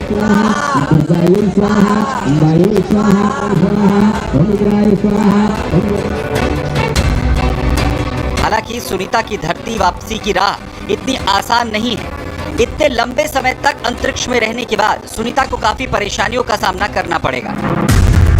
माइक्रो ग्रेविटी के बाद दोबारा से गुरुत्वाकर्षण में आने के बाद थकान, चलने में कठिनाई होने के साथ शरीर का बैलेंस बनाए रखना किसी चुनौती से कम नहीं। अगले कुछ महीनों तक सुनीता को मसल्स अट्रोफी की दिक्कत भी हो सकती है। वापस लौटने के बाद विलियम्स को अपनी मांसपेशियां कमजोर लग सकती हैं, जिससे खड़े होना, चलना और संतुलन बनाना शुरू में काफी मुश्किल हो सकता है। धरती पर वापस लौटने के बाद लंबे समय तक चलने में परेशानी होती रहती है। अंतरिक्ष यात्रियों को यात्रा के लंबे समय के बाद तक बेबी फीट जैसा अनुभव होता है। अंतरिक्ष में महीनों बिताने के बाद सख्त त्वचा उतर जाती है। पैर बहुत नरम और कोमल हो जाते हैं। जब तक पैरों में फिर से सख्त त्वचा नहीं बन जाती, तब तक चलना काफी कष्टदायक हो सकता है। इन तमाम परेशानियों को देखते हुए सुनीता का धरती पर लौटना काफी चुनौतीपूर्ण है। उन्हें काफी लंबे वक्त तक अंडर ट्रीटमेंट रखा जाएगा। Bureau report, Republic Bharat. और चलिए अब बात ड्रैगन कैप्सूल की करते हैं और ग्राफिक्स के जरिए डिटेल में आपको बताते हैं। आपके ड्रैगन कैप्सूल से 49 मिशन पूरे हो चुके हैं, 44 बार स्पेस स्टेशन का सफर पूरा कर चुके हैं और 29 रिफ्लाइट्स पूरी हुई है। दरअसल रिफ्लाइट्स यहाँ पर पूरी की गई है और इतना ही नहीं, ड्रैगन कैप्सूल का जो सिक्योरिटी सिस्टम है, जो फीचर्स है, वो भी काफी अच्छे बताए जाते हैं। ड्रैगन कैप्सूल का सिक्योरिटी फीचर सेफ बताया जाता है। उड़ान के दौरान गड़बड़ी हुई तो पहले से ही अलर्ट किया जाएगा। क्रू को रॉकेट से अलग कर देता है। इसके अलावा LAS में 8 सुपर डैक्रो इंजन लगे होते हैं और तो और सुपर डैक्रो इंजन से 16,000 पाउंड की फोर्स यहाँ पर निकलती है। ड्रैगन कैप्सूल को गर्मी से बचाने के लिए TPS की व्यवस्था PM Pacific or 5:57 PM Eastern. The Crew 9 mission began a little differently than usual, since Butch Willmore and Sunny Williams were already aboard the space station when Nick Hague and Alexander Gorbanov arrived in the Crew 9 spacecraft in September. Having arrived as the crew flight test crew for Starliner, Willmore and Williams were fully incorporated into the space station's Expedition 72 team and began research and other work aboard the station along with the other crew members. Additionally, Williams commanded the orbiting laboratory for much of the expedition. And after a successful liftoff and separation from Falcon 9, Nick and Alexander made a short flight on board Dragon to the International Space Station in September. Both veterans of long-duration station missions, both Williams and Willmore conducted spacewalks during their 9 months in space. Having had the capacity to leave the station at any point, had there been some type of emergency, the crew members began packing for their voyage home about a week ago and worked through tasks and shared lessons learned with the newly arrived Crew 10 team, who arrived just a few days ago. For return operations such as this, NASA and SpaceX closely coordinate with the United States Coast Guard to establish a safety zone to ensure public safety and for the safety of those involved in the recovery operations, as well as the crew on board the returning spacecraft. Multiple notices are issued to mariners in advance of and during recovery operations, and Coast Guard patrol boats are deployed to discourage boaters from entering the splashdown zones. Now, we do want to stress to the public the need to respect this safety zone. Recovering a spacecraft from the water is a hazardous task, and any other boats interfering increases risk to the astronauts in Dragon, the teams working to recover them from the water, and the safety of those that come too close. So, for the safety of the crew and your safety, we recommend you sit back and watch as we'll be bringing you the best possible views of our astronauts' homecoming. And they will be the best views that you can get. So, let's take a minute to meet our returning crew. U.S. Space Force Colonel Nick Hague is your Crew 9 commander. He was selected by NASA as an astronaut in 2013. This was his second spaceflight to the International Space Station and third launch overall. He spent 171 days in space with Crew 9 and has a career total of 374 days in space. During his mission, he completed a spacewalk with astronaut Sunny Williams. That was his fourth spacewalk, earning him a career total of 25 hours, 56 minutes of spacewalking time.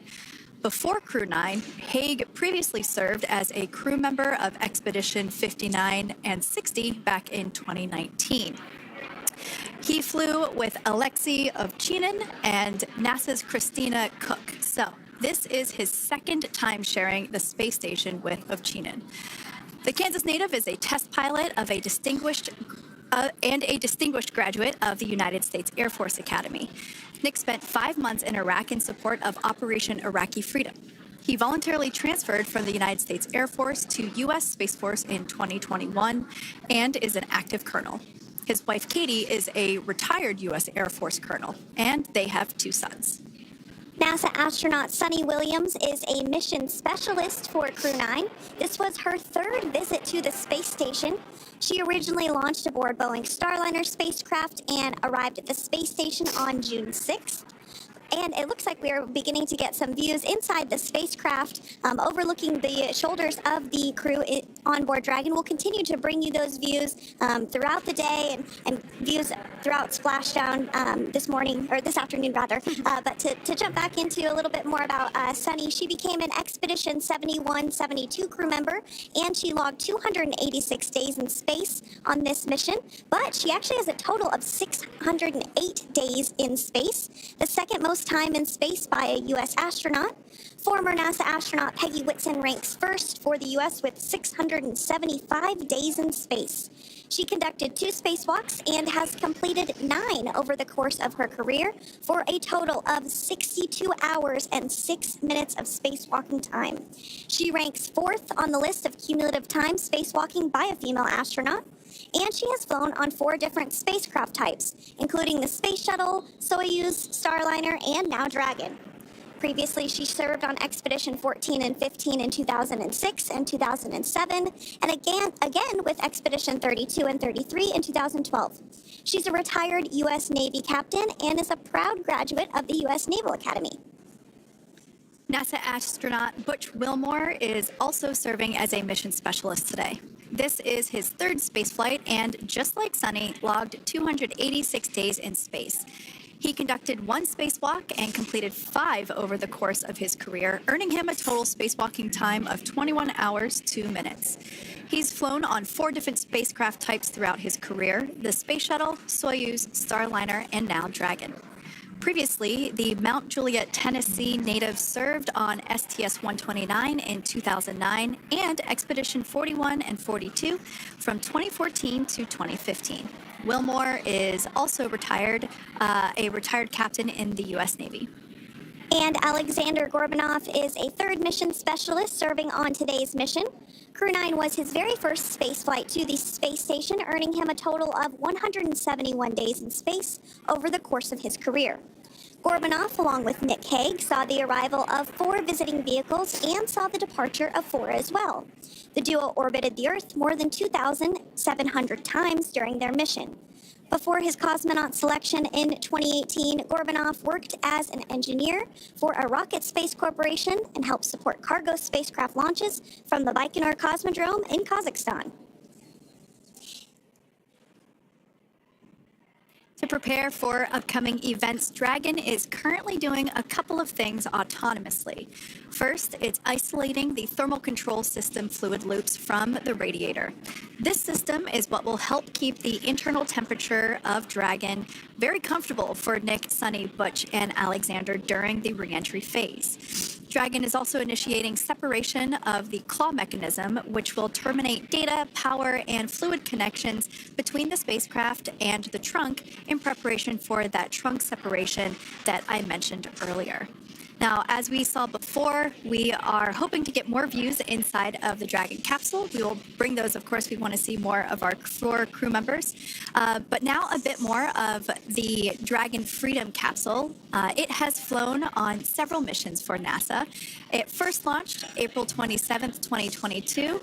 To the International Space Station on NASA's SpaceX Crew 4 mission. It was subsequently used for 2 private spaceflight missions to the space station for Axiom Space, Axiom Mission 2 in May 2023, and Axiom Mission 3 in January of 2024. And of course, Crew 9 launched last year, is September 28th. So yeah, a little bit about the Dragon Freedom capsule. Here, a view that we have once again between the shoulders of Commander Nick Hague, who is on the left-hand side of your screen there, and Mission Specialist Alexander Gorbanov there on the right. That's right, Kate. And the next major milestone that we're looking ahead towards this afternoon is claw separation. We're targeting that claw separation at 2:05 p.m. Pacific time this afternoon, so less than 10 minutes from now. Continuing to get some views inside Dragon Freedom. To the far left there is NASA astronaut Butch Willmore, and as you can see, the crew is suited up in their spacesuits. They are suited up in what we call dynamic phases of flight. So when they launch, when they dock, when they undock, when they return back for splashdown. We might hear some call-outs on the loops about putting their visors down. That will happen just prior to deorbit burn. And you'll hear us pause when some of those communications happen. That's because we want to make sure that we are relaying the best information to you all, and so that you hear it as well. So if you do hear us pause, that is what we're doing. You also see they have their on there, and I know the gloves are pretty unique on the Dragon spacesuits, right? They're custom created? Yes, the spacesuits overall is custom fit for each astronaut. These gloves enable usage of the touchscreen panels that they have in front of them. We can't see it from this view, but that view we saw earlier between Alexander Gorbanov and Nick Hague, that is a touchscreen. It allows the crew to monitor everything that Dragon is doing, along with those tablets that they have there on their legs. So yeah, the spacesuit itself is intended to act as a mini spaceship, if you will, as once the visors are closed, it is able to maintain a pressure in the unlikely event of a depressurization event for Dragon. So there we can see those screens I was talking about. So there in the center, we've got the location tracker, as well as on the left-hand side, it's mapping out the operations that Dragon is executing. The crew has to remain well informed of all these things that Dragon is doing autonomously. That basically means that Dragon is flying itself. The crew has the ability to gain control of the capsule if necessary, but the capsule is essentially going to bring itself home. But of course, in order to be familiar with Freedom, SpaceX, deorbit sequence start in 5 minutes.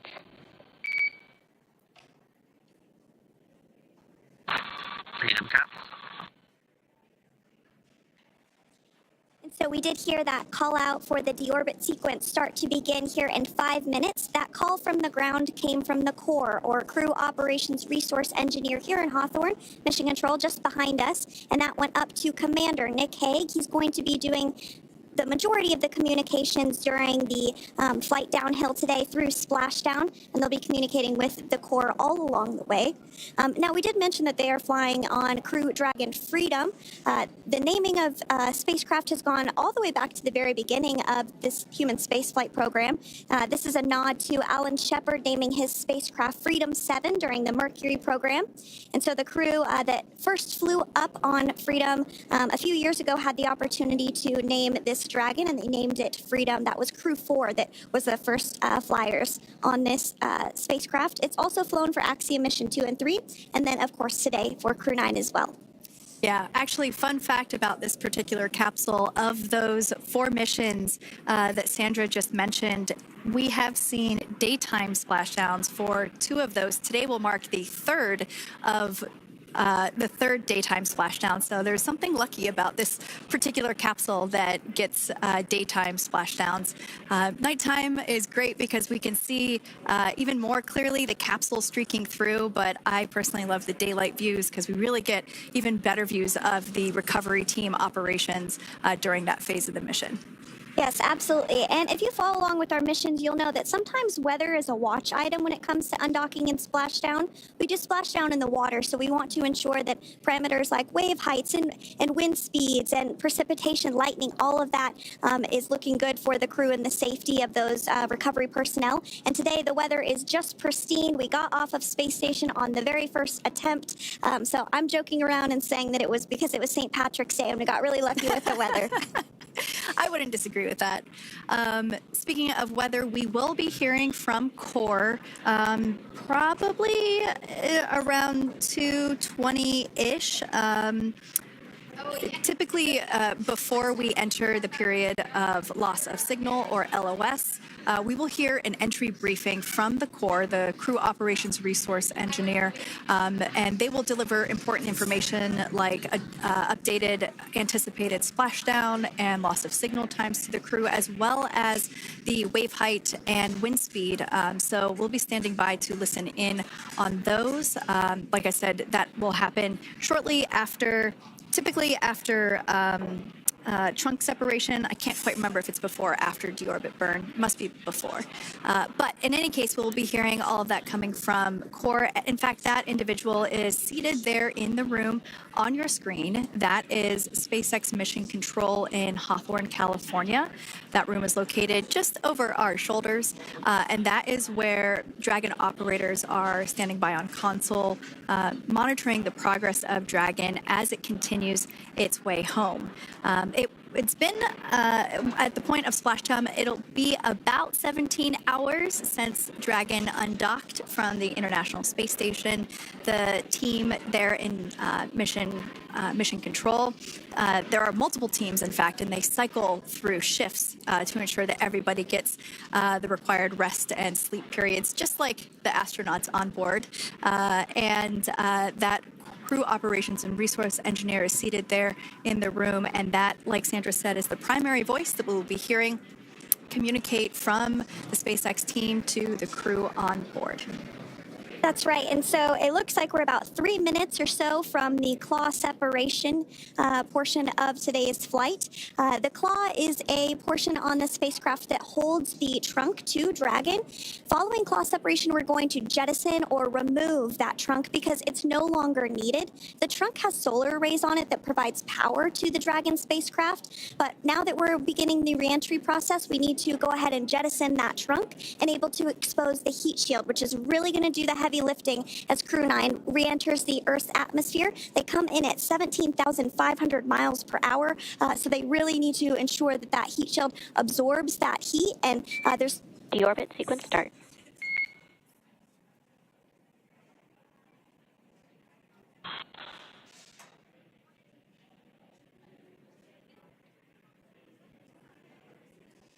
And so we did just get communications there that the deorbit sequence start has begun. So here in just a couple minutes from now, we expect to hear information or a call back about the claw separation having begun. And again, that kicks off that trunk separation portion that I was discussing. To remove that, expose the heat shield, and then eventually we'll have the deorbit burn. And we'll continue to walk you through all of these milestones as we approach them ahead of our splashdown at 2:57 p.m. Pacific time this afternoon, off the coast of Tallahassee, Florida. Yeah, we're very excited to bring the Crew 9 crew home. Sandra, we were talking about the trunk separation. That trunk is on a trajectory that will re-enter in the atmosphere and break up upon that re-entry. The heat shield itself is one of my favorite parts of the Dragon capsule. It is the workhorse of the re-entry phase. It will work to protect the Dragon capsule and the crew members on board during the re-entry phase as the temperatures outside of the capsule build up to, I believe, about 3,000 degrees Fahrenheit in excess of. And meanwhile, the interior of Dragon stays a very comfortable temperature. That heat shield does a lot of the work, and we'll see that plasma build up on the exterior of the capsule. As a result of the plasma that builds up, we will lose communications with the crew. This is known as loss of signal, or LOS. This is roughly a 10-minute period on average, even less than. I believe today it is probably about 6 or 7 minutes long.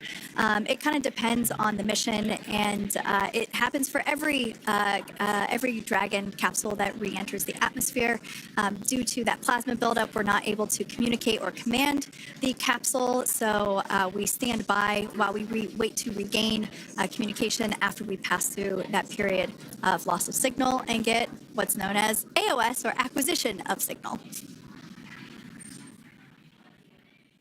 Continuing to stand by for claw separation, and then we'll look towards trunk separation. It'll be just about a minute or so after that. That happens pretty rapidly in succession. Some of our milestones will take a little bit longer throughout the day. For example, we will have a deorbit burn after that will take about 7.5 minutes and helps get Dragon set up in the right trajectory to splash down in the Gulf off the coast of Florida. So continuing to stand by for claw separation.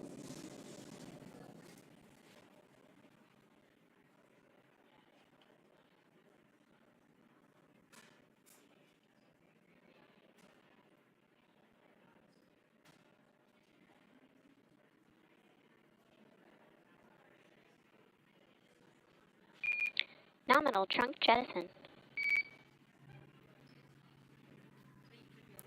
All right. Great news there. That trunk has been jettisoned from the Dragon capsule. So the cloth was separated. That's the mechanism that connects the telemetry and power between the Dragon capsule and the trunk. In order to expose the heat shield underneath Dragon, we had to jettison that trunk, and so we just got confirmation that that has happened. So that is great news. Basically means that telemetry is looking good and that the nitrox system is primed for cabin and suit cooling, and the heat shield, like I said, is now exposed and ready for atmospheric re-entry. The trunk served its purpose by gathering energy from the sun through its solar cells and converting that to battery power. Since we separated the trunk, we can't generate any more new power, but we really don't need to since we're coming home and Dragon has enough battery power already stored. Now up next, the final steps that Dragon will perform prior to re-entry: the slew or the maneuver to deorbit burn attitude, and then the deorbit burn itself. This deorbit burn is the last time that the forward Dracos, which are the 4 thrusters located on top of the spacecraft under the nose cone, it's the last time that they will ignite. The deorbit burn will place Dragon on a precise trajectory to return to the splashdown zone off the coast of Florida, off the coast of Tallahassee, Florida, and that will last about 7.5 minutes once it starts. And so deorbit burn is targeted for 2:11 p.m. Central Time, so about 2 minutes from now. As we mentioned, it's going to last about 7.5 minutes, again, helping to get Dragon into the precise trajectory to ensure that splashdown occurs in the area that was calculated and where the recovery team is already in place, ready to support splashdown operations today. The recovery vessel Megan is the ship that is going to be utilized today, and we also have what is called fast boats that go out first to check the spacecraft and make sure everything is looking good before the recovery vessel Megan approaches. So that whole recovery process takes about an hour, I would say, from the time the crew splashes down to the time they're on the boat and the crew gets out of the capsule. And we'll continue to bring you live coverage through every step of the way today as Crew 9 returns home. Indeed. Now, let's take a little bit of a closer look at Dragon. One of the great things about being close to the space station is that we can use space station cameras to look at Dragon, but now that Dragon is on its way home, we don't have those external cameras. So here's an animation of what the capsule looks like. We've got the pressurized section, the capsule on the top, and the trunk or the unpressurized section on the bottom. That's where those solar panels that we manufacture in-house are located, soaking up the energy from the sun and turning it into power for the capsule. At the very top of the capsule is the nose cone. That is where the Dracos, the forward Dracos, are located. That nose cone is currently open, not closed like we saw in that animation. Once we get through the final maneuverings for the re-entry phase, we will close the nose cone capsule just before Dragon begins its atmospheric entry to protect that forward hatch there located along with those forward Dracos. So go ahead. That's right. I was going to mention that the nose cone does open shortly after launch, and it remains open the entire time that Dragon is docked to the International Space Station.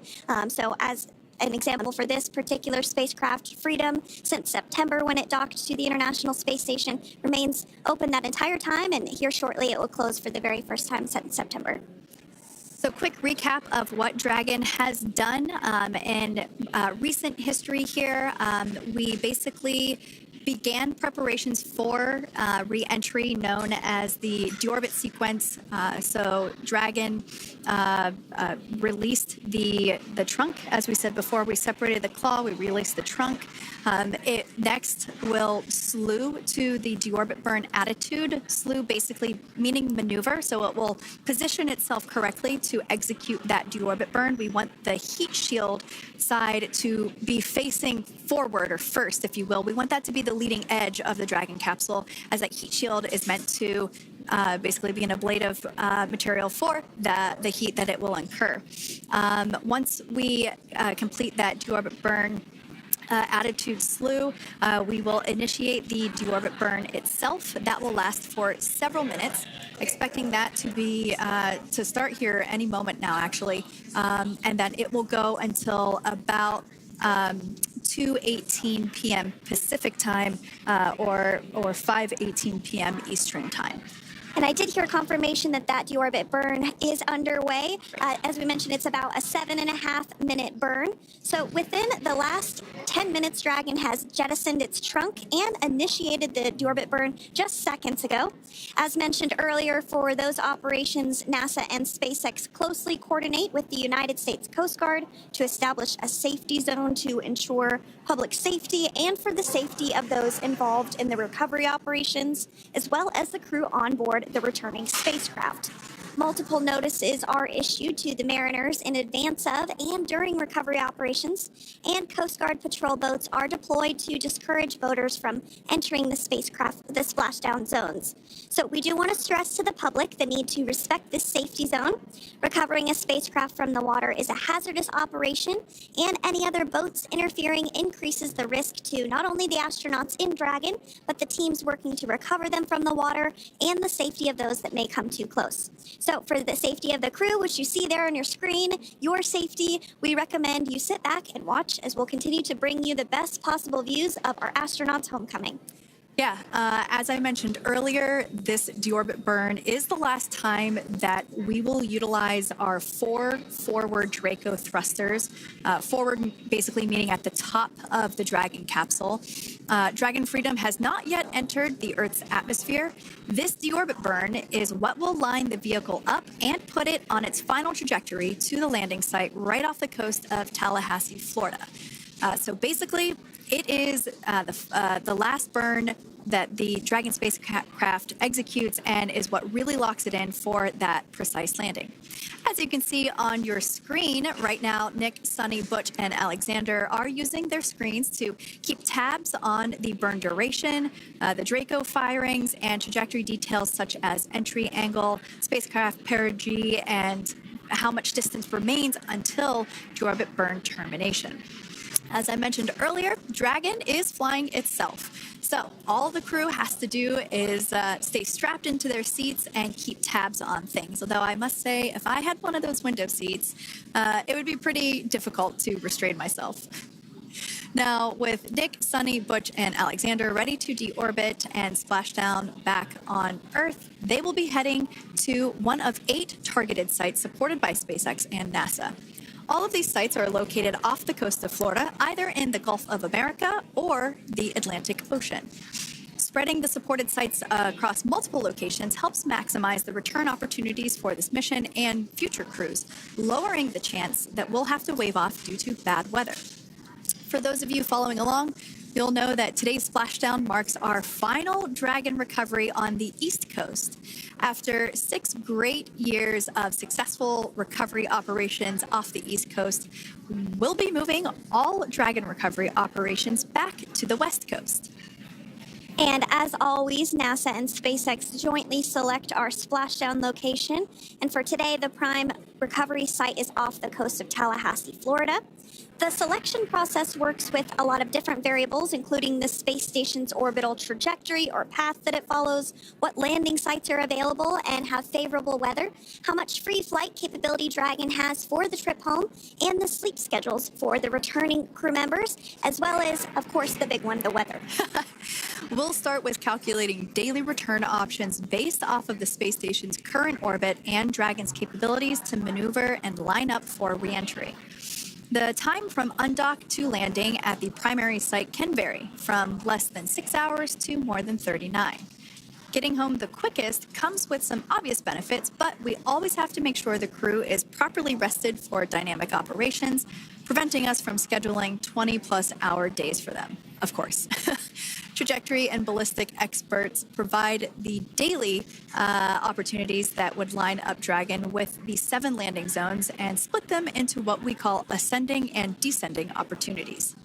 Dragon uses its Draco thrusters after leaving station to execute a series of altitude-lowering maneuvers and to line up with the selected primary site. It can also change to different alternative sites while in a free flight if sudden weather moves in that we may need to avoid. So, as we mentioned, weather is something we're constantly looking at, making the final call to proceed about 2.5 hours before the crew undocks. So for the Crew 9 return, we looked at a number of weather items. Some of the obvious ones are no rain or a chance of lightning in the recovery zone, both for the safety of the crew inside Dragon and the recovery teams in the water. And we're also looking for wind speeds to be less than 15 feet per second or about 10 miles per hour, and relatively calm seas so that we can safely execute recovery operations, which includes landing a helicopter on the recovery ship to fly Nick, Sunny, Butch, and Alexander back to Florida. Once Dragon began flying today, we had a number of additional checkpoints to either proceed towards the primary site, head to the alternate, or select a new zone based on real-time weather data. These checks happened all the way up until we were in the final hours before the deorbit burn, which has just about a minute or so left in it. And this is the last burn in the trip home that commits Dragon to re-entering the Earth's atmosphere. Now, we are currently waiting to conclude the deorbit burn. We've got less than a minute until that finishes. We will expect to hear a call out for nominal burn, which will confirm completion of that deorbit burn for Dragon Freedom. We can see images there from the touchscreen display panels that the crew utilizes in flight. We can see the visualization of exactly which one of the 4 forward Draco thrusters are firing. That's why you have kind of like a strobe effect there.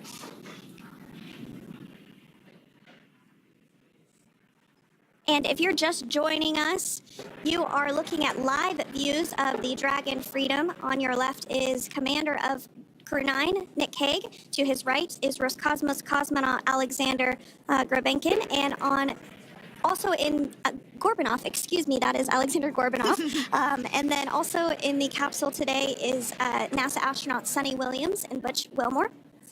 We are awaiting confirmation that their deorbit burn is complete, which is the last burn that's going to help set them up on a trajectory to Splashdown off the coast of Florida. Deorbit burn complete. Performance nominal. Nose cone closure initiated.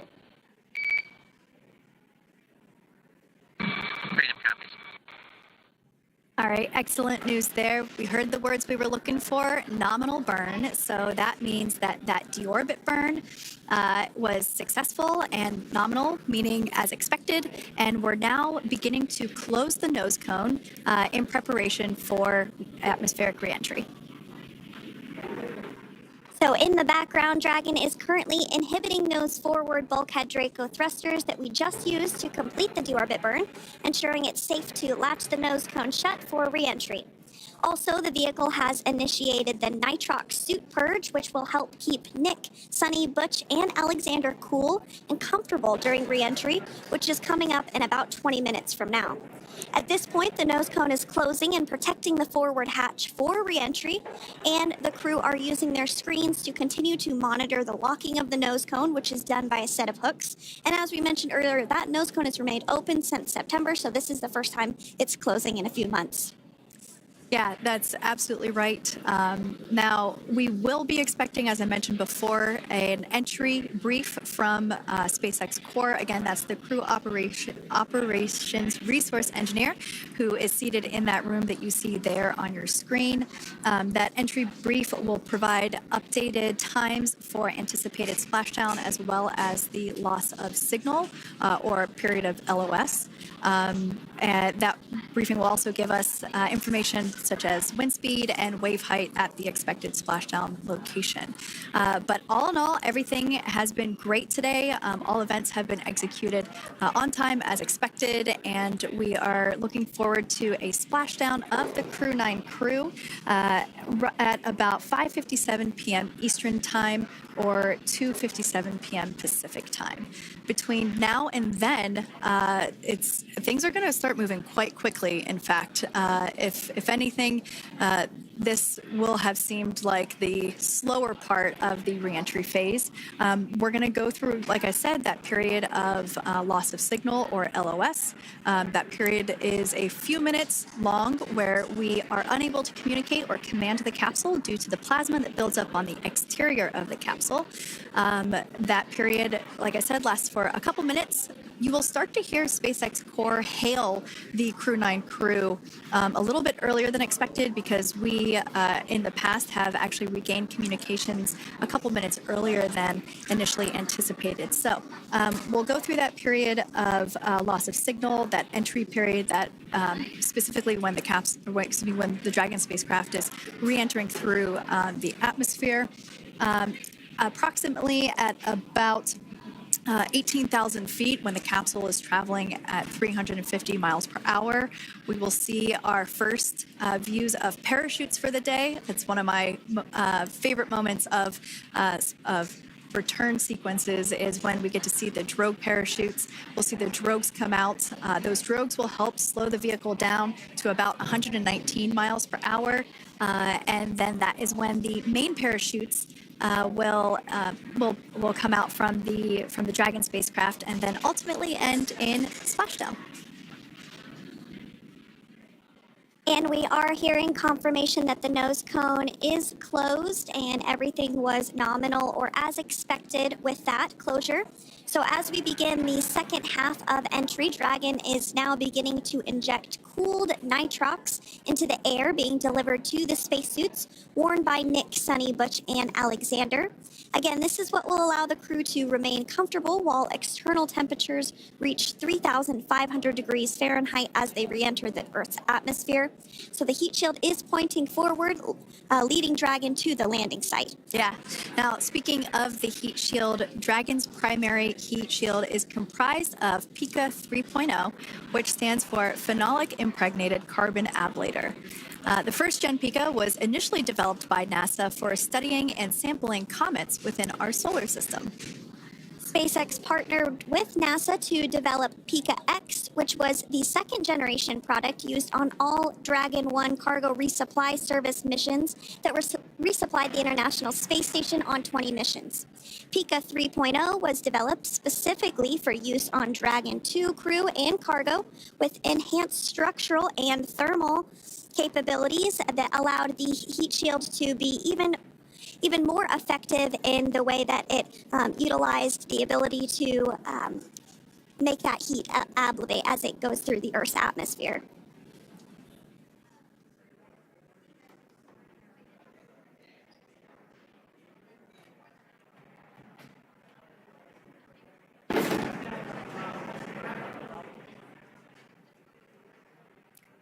The remainder of Dragon is composed primarily of a SpaceX proprietary ablative material. It's another class of thermal protection which is lighter weight versus PICA and protects the underlying composite structure during reentry to ensure the structural capabilities are maintained. While Dragon will experience temperatures well over 3,000 degrees during peak reentry conditions, the characteristics of the thermal protection system, coupled with the environmental control and life support system in the pressurized interior, will ensure that Nick, Sunny, Butch, and Alexander stay cool and comfortable during all phases of reentry through Splashdown. Now, if you've just recently joined us, we hope to regain views of our crew members inside Dragon Freedom. But we don't have those available at the moment due to ground station coverage. So we will bring those back to you as soon as we can. Now, after Dragon Freedom has re-entered the Earth's atmosphere, a series of parachutes will deploy to slow the crew's descent. First will be the 2 drogue parachutes, followed by the 4 main parachutes, and those will guide Dragon to its first contact with Earth since it launched back in September. Dragon will automatically deploy these parachutes when different pressure and positioning sensors on the spacecraft detect that they're at the right speed and altitude. Vehicle velocity at drogue deploy is approximately 350 miles per hour, and they deploy at about 18,000 feet. Now, when the vehicle velocity at main deploy is approximately 119 miles per hour, and they deploy at about 6,500 feet. When Dragon splashes down in the water, the vehicle velocity will be about 16 miles per hour, so you can really see how those parachutes help to slow down the crew inside the capsule. The highest G-load the crew is expected to experience today is about 3 to 5 Gs. Yeah, when you think about really fun roller coasters, they're about in that range. So I'm sure that our crew on board will be well equipped to experience those Gs. It's nothing for them. They go through much more intense training. And so we are continuing to make our way through a number of milestones today. We did have trunk separation. Freedom, SpaceX. Nose cone is secure for entry. Freedom comes.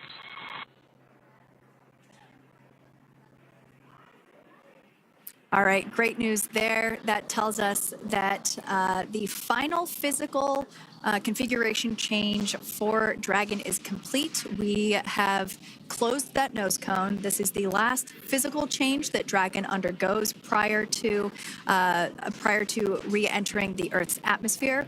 It's important that that nose cone is completely closed because underneath it is not only where the 4 forward Draco thrusters are located, but it's also because that is where the forward hatch is located. That is the hatch that is utilized for the crew to ingress and egress from the station while it is docked on board. And since our capsules are flight proven and we reuse them on future space flights, we want to make sure that all of the integrity of that hardware remains intact. So that nose cone is successfully closed, and we're going to start moving pretty quickly here. As I mentioned before, we'll go through loss of signal.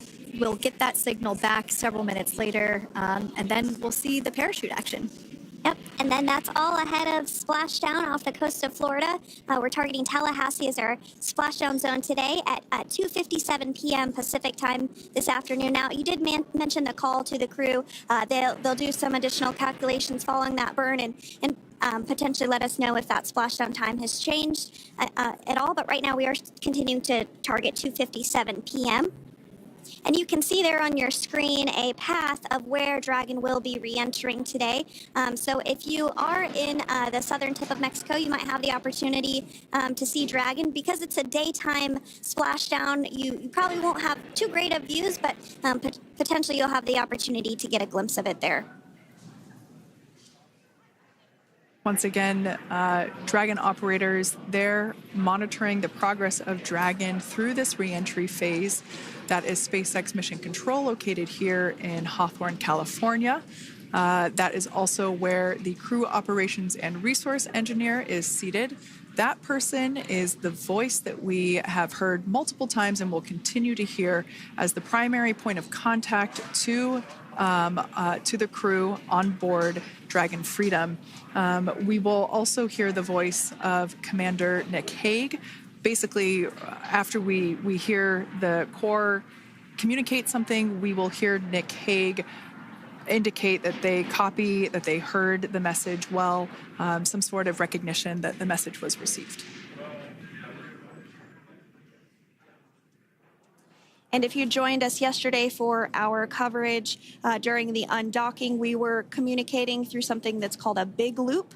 We do that when we're in integrated operations with the International Freedom, SpaceX, for entry sequence. Report when ready to copy.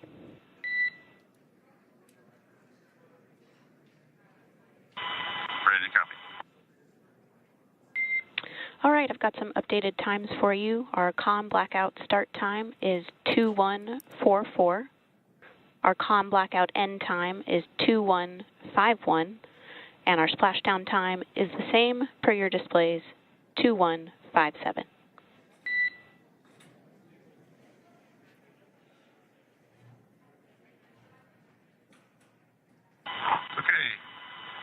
understand, com blackout start 2144, stop 2151, splashdown per display. That's a good readback. And with that, please report when tablets are secured behind the elastic bands, restraints are tight, and visors are down.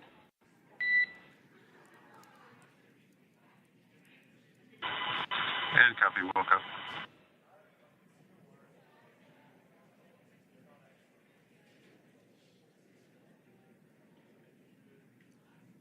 And with that communication from the Corps or Crew Operations Resource Engineer here in Hawthorne to Commander Nick Hague of Crew Dragon Freedom, we did hear that the loss of signal period is still at 2:44 p.m. Pacific, but we had a 1-minute adjustment to the acquisition of signal. That's going to now be at 2:51 p.m. Pacific time. However, our splashdown time remains the same at 2:57 p.m. Pacific time this afternoon off the coast of Tallahassee, Florida. So all good news there as Dragon continues to make its way home with the Crew 9 crew. As we've mentioned before, we are splashing down on the Gulf Coast. We have ability to splash down on either side of Florida, but the location site just outside of Tallahassee, Florida is the site that was selected today due to best recovery conditions. And as Sandra mentioned before, weather is always a watch item, but everything is looking great for that particular recovery location. So I'm sure once we start getting views from the recovery vessel, I have a feeling it's going to be a pretty beautiful afternoon. And we did mention that, of course, this is a daylight splashdown, so we should be getting some great views. We do have a couple of spacecraft called the WB-57, which are high-altitude planes that NASA utilizes during splashdown operations. Those are en route and going to be tracking the capsule as it makes its way through the atmosphere and should be providing some good views for us. Kate and I were just chatting about how we haven't had a daytime splashdown in a little while, so we're looking forward to the views along with you. Yeah. Nighttime views are also great because we can see that capsule streaking through the night sky quite brightly.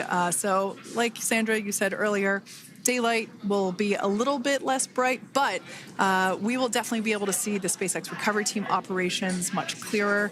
I could also imagine it's probably a little bit easier for the team themselves to do their work in daytime than at nighttime. We'll see them rush in really quickly with a couple of fast boats as they begin the initial safety checks and sweeps of the Dragon capsule while also retrieving the parachutes from the surface of the ocean. The recovery vessel, the main recovery vessel, will continue to make its way closer to the Dragon capsule. It is stationed a couple miles away from the actual recovery location, the splashdown location, for obvious safety purposes. So it takes a little while for that vessel to make its way over, but once it's closer, we'll have even better views of those recovery operations.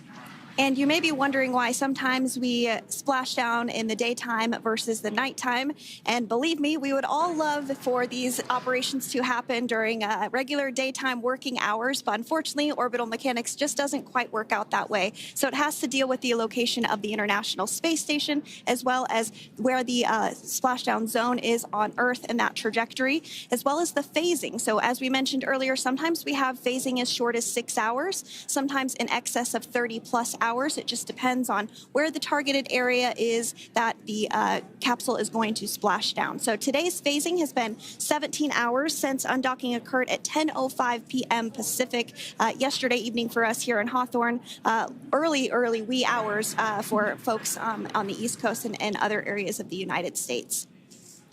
Yeah, but regardless of whether it's daytime or nighttime, the SpaceX recovery team has trained and practiced and rehearsed for it all. So regardless of daylight, they are really efficient with those operations. And but like you said, Sandra, it has been a minute since we have seen a daytime splashdown on a NASA SpaceX crew mission. The last daytime recovery was on Crew 4, which was the debut flight for the capsule flying today, the spacecraft known as Dragon Freedom. And so, yeah, kind of a fun fact there in terms of the timing of that daylight splashdowns. once again standing by for more communication with the crew. The next event that we have coming up is the start of that period known as loss of signal. That is the period still expected at 2:44 p.m. Pacific time.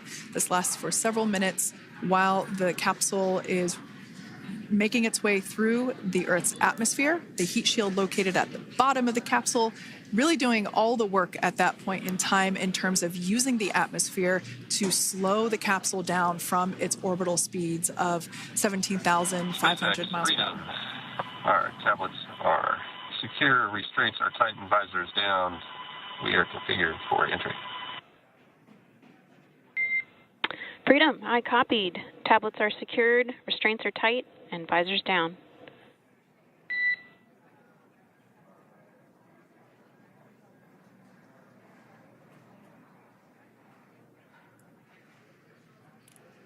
All right, great news there in terms of continuing to make progress.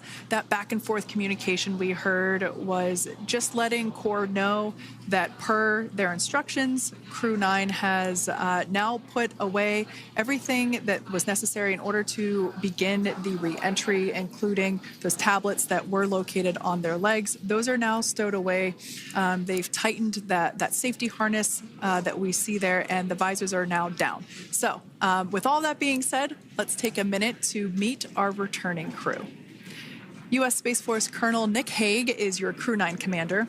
He was selected by NASA as an astronaut in 2013. This was his second spaceflight to the International Space Station and third launch overall. He spent 171 days in space with Crew 9 and has a career total of 374 days in space. During his mission, he completed a spacewalk with astronaut Sunny Williams. That was his fourth spacewalk, earning him a career total of 25 hours, 56 minutes of spacewalking time. Before Crew 9, Hague previously served as a crew member of Expedition 59 and 60 back in 2019. He flew with Alexei Ovchinin and NASA's Christina Cook. So this is his second time sharing the space station with Ovchinin. The Kansas native is a test pilot and distinguished graduate of the United States Air Force Academy. Nick spent 5 months in Iraq in support of Operation Iraqi Freedom. He voluntarily transferred from the United States Air Force to U.S. Space Force in 2021 and is an active colonel. His wife, Katie, is a retired U.S. Air Force colonel, and they have 2 sons. NASA astronaut Sunny Williams is a mission specialist for Crew 9. This was her third visit to the International Space Station. She originally launched aboard Boeing Starliner spacecraft and arrived at the space station on June 6th. Following the agency's decision to return Starliner uncrewed, she became an Expedition 71 and 72 crew member, where she logged 286 days in space on this mission. But Sunny has a total of 608 days in space, the second most time in space by a U.S. astronaut. 5 minutes until predicted comm blackout. We'll see you on the other side at 21:51.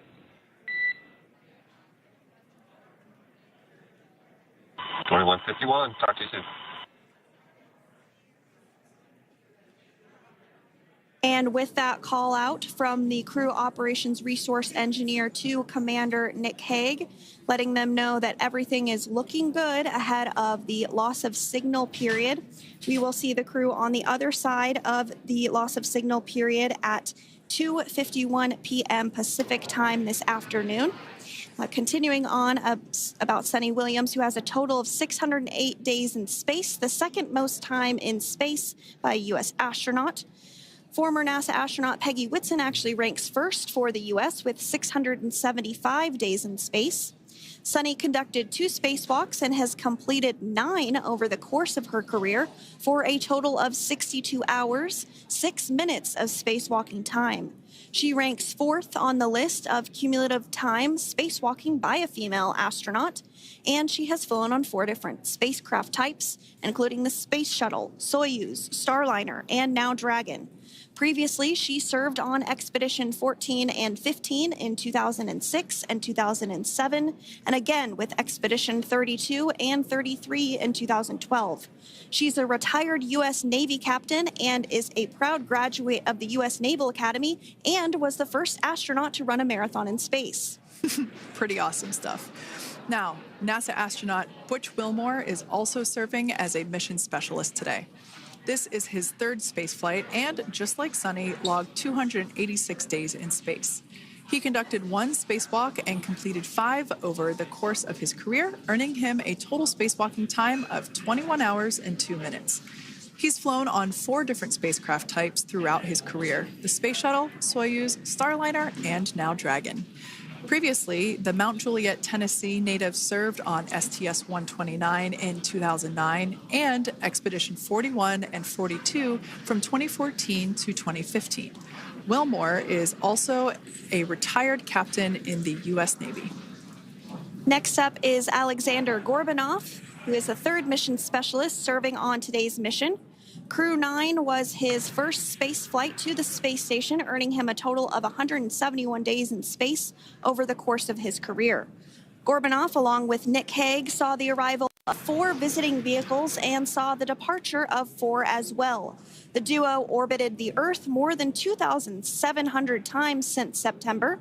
Before his cosmonaut selection in 2018, Gorbanov worked as an engineer for a rocket space corporation and helped support cargo spacecraft launches from the Baikonur Cosmodrome in Kazakhstan.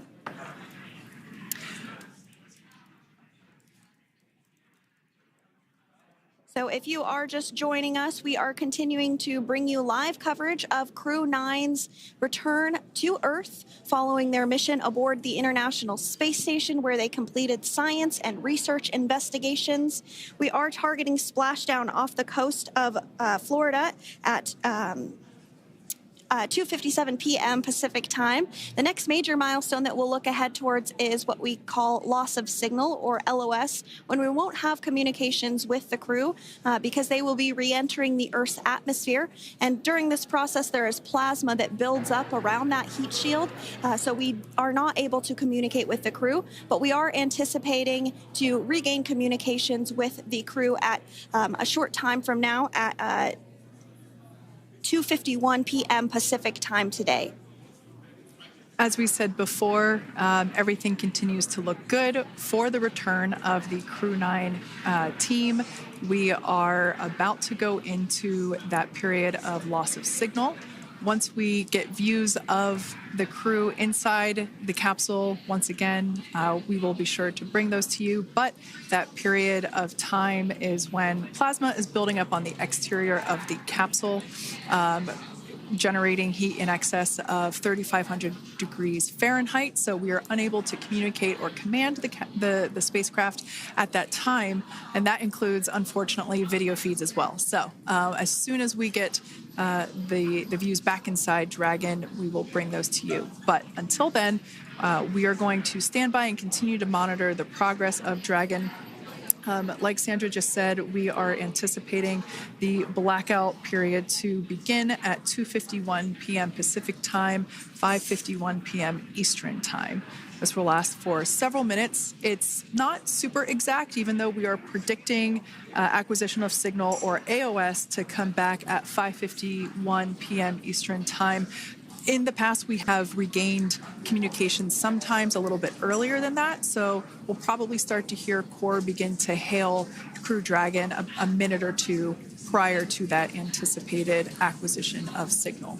But right now, Nick, Sunny, Butch, and Alexander are seated in their seats inside Dragon Freedom. Their visors are down, and they have put away or stored the tablets they had located on their upper leg to monitor Dragon's progress. Now they will be utilizing the touchscreen displays, where the current operation and future operations will be displayed as they are able to monitor Dragon's progress continually. As I said before, Dragon is autonomous, meaning it is flying itself. So the crew stands by and monitors, and those touchscreen displays are what will be allowing them to do so and prepare for events such as parachute deploy. And while on board the International Space Station, Nick, Sunny, Butch, and Alexander contributed to over 900 hours of science and research investigations, which is really the key purpose of the International Space Station. Now, the International Space Station is celebrating a major milestone this year where they will be celebrating 25 years of continuous human presence in November. So if you're younger than 25 years, you've never known a day where there hasn't been a human living and working aboard the International Space Station, contributing to key science and research investigations that impact our lives here on Earth. There's research being done on Parkinson's, on osteoporosis, on cancer research, and a variety of other studies. Additionally, the microgravity laboratory provides a jumping off point for us as we venture back to the moon and onto Mars through longer duration space flights. One such example that the crew worked on during this mission was an alternative exercise device. In microgravity, the crew has to exercise for about 2 hours a day because they're not having the effects of gravity on their body. So to prevent bone and muscle loss, we counteract that with 2 hours of exercise per day. On board the International Space Station, they have 3 ways in which they can exercise. They have a bike, they have a treadmill, and they have a similar to a weightlifting machine that counteracts the microgravity environment. But a particular experiment that this crew tested out was a combination of all 3 of those in one smaller device. And this is really critical as we continue on to the moon, Mars, and beyond, because space is really important in spacecraft. So if we have something smaller that the crew might be able to utilize, that can potentially help us venture out even further into the solar system. So science is really the name of the game when it comes to the International Space Station. Some of the other science highlights that took place during this increment that are particularly interesting to me was we had the first wooden satellite that was deployed. This is a study to see if other materials might be more resourceful or renewable in space. So I'm really excited to see the results of that one as well. Additionally, we had a couple of spacewalks that took place to not only provide maintenance to the International Space Station, but also where we swabbed the outside of the space station near vents to see if any microbes that we all have microbes on us, to see if any of those could survive in the harsh environment of space, which again is very important for us to know and understand as we continue to the moon, Mars, and beyond. Very exciting stuff. Now, at this point, we have now entered the communications blackout period for the Dragon spacecraft. This lasts approximately 7 minutes due to plasma formation around the spacecraft itself. During this time, no vehicle telemetry is received by mission control or the recovery team, and no external commanding of the vehicle or voice communication is possible. But as a reminder, Dragon is designed to fly itself. During re-entry, the vehicle will be slowing down from orbital velocity, which is approximately 17,500 miles per hour. The top temperature that Dragon will experience upon re-entry is 3,500 degrees Fahrenheit. This blackout period, as I said before, we expect it to last about 7 minutes today, concluding at 5:51 p.m. Eastern Time or 2:51 p.m. Pacific Time. We right there have our first view of Dragon Freedom coming home to Earth. And that view is from the WB-57, which is one of NASA's high-altitude planes that is tracking. Now, because of the way that this camera is configured, it does look like it is dark, but it is indeed daytime, and you're beginning to see that plasma trail as Dragon re-enters the Earth's atmosphere. All of that is expected. We are anticipating an acquisition of signal around 2:51 p.m. Pacific Time, so just minutes from now, and you may hear the core begin to hail out or call Dragon for communications and see if we can potentially get communications with them a little bit earlier. Following this, we'll have 2 events in rapid succession. We'll have the drogue parachutes deploy at 2:53 p.m. Pacific, followed by the mains just 1 minute later at 2:54 p.m. Pacific Time, ahead of a splashdown at 2:57 p.m. Pacific Time off the coast of Tallahassee, Florida.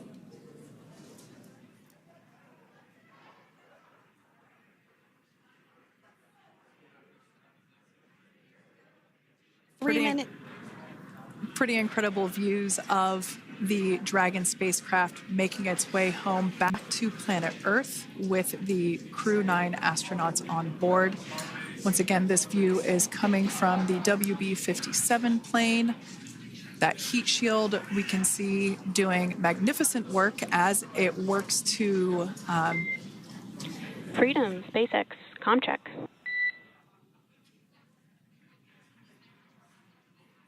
All right, we're going to start hearing the SpaceX Crew Operations Resource Engineer. SpaceX Freedom is with you. 4.16. Enjoying the ride. Copy that, Freedom. Great news there from Commander Nick Hague reporting back. We see a healthy flight computer. Expect automated chute deployment. Freedom copies. Like we said before, things moving very quickly as Dragon Freedom makes its way home. Next event coming up will be deployment of the drogue parachutes. This occurs around 18,000 feet. GPS has converged. Expect nominal altitude for drogue chute deployment.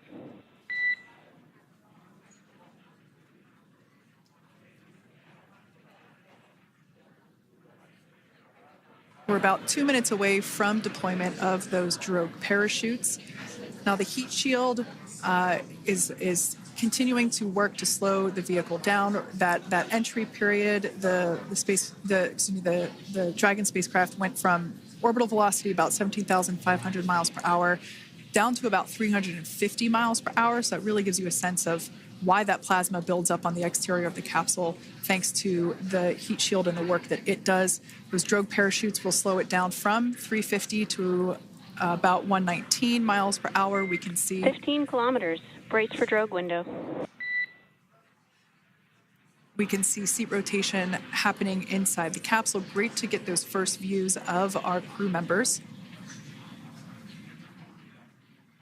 Once again, the capsules are going about 350 miles per hour when the drogues are deployed. Those drogue parachutes that we manufacture here in-house are going to slow the spacecraft down to 119 miles per hour. And that is when we will see the main parachutes deploy, and that occurs about 6,000 feet above the ocean's surface. And we are expecting drogue deployment at 2:53 p.m. Pacific, so we should see it any second now. And there you are getting a great view of Crew 9 inside Dragon Freedom as it returns back to Earth. We are awaiting the drogue deploys. This view coming from the WB-57 high-altitude plane. And there you see it on your screen, drogue deployment. Drogue descent rate nominal. You can hear the crowd here. Visual on 2 healthy drogues. Crowd here very excited as Dragon Freedom continues to make its way back to planet Earth.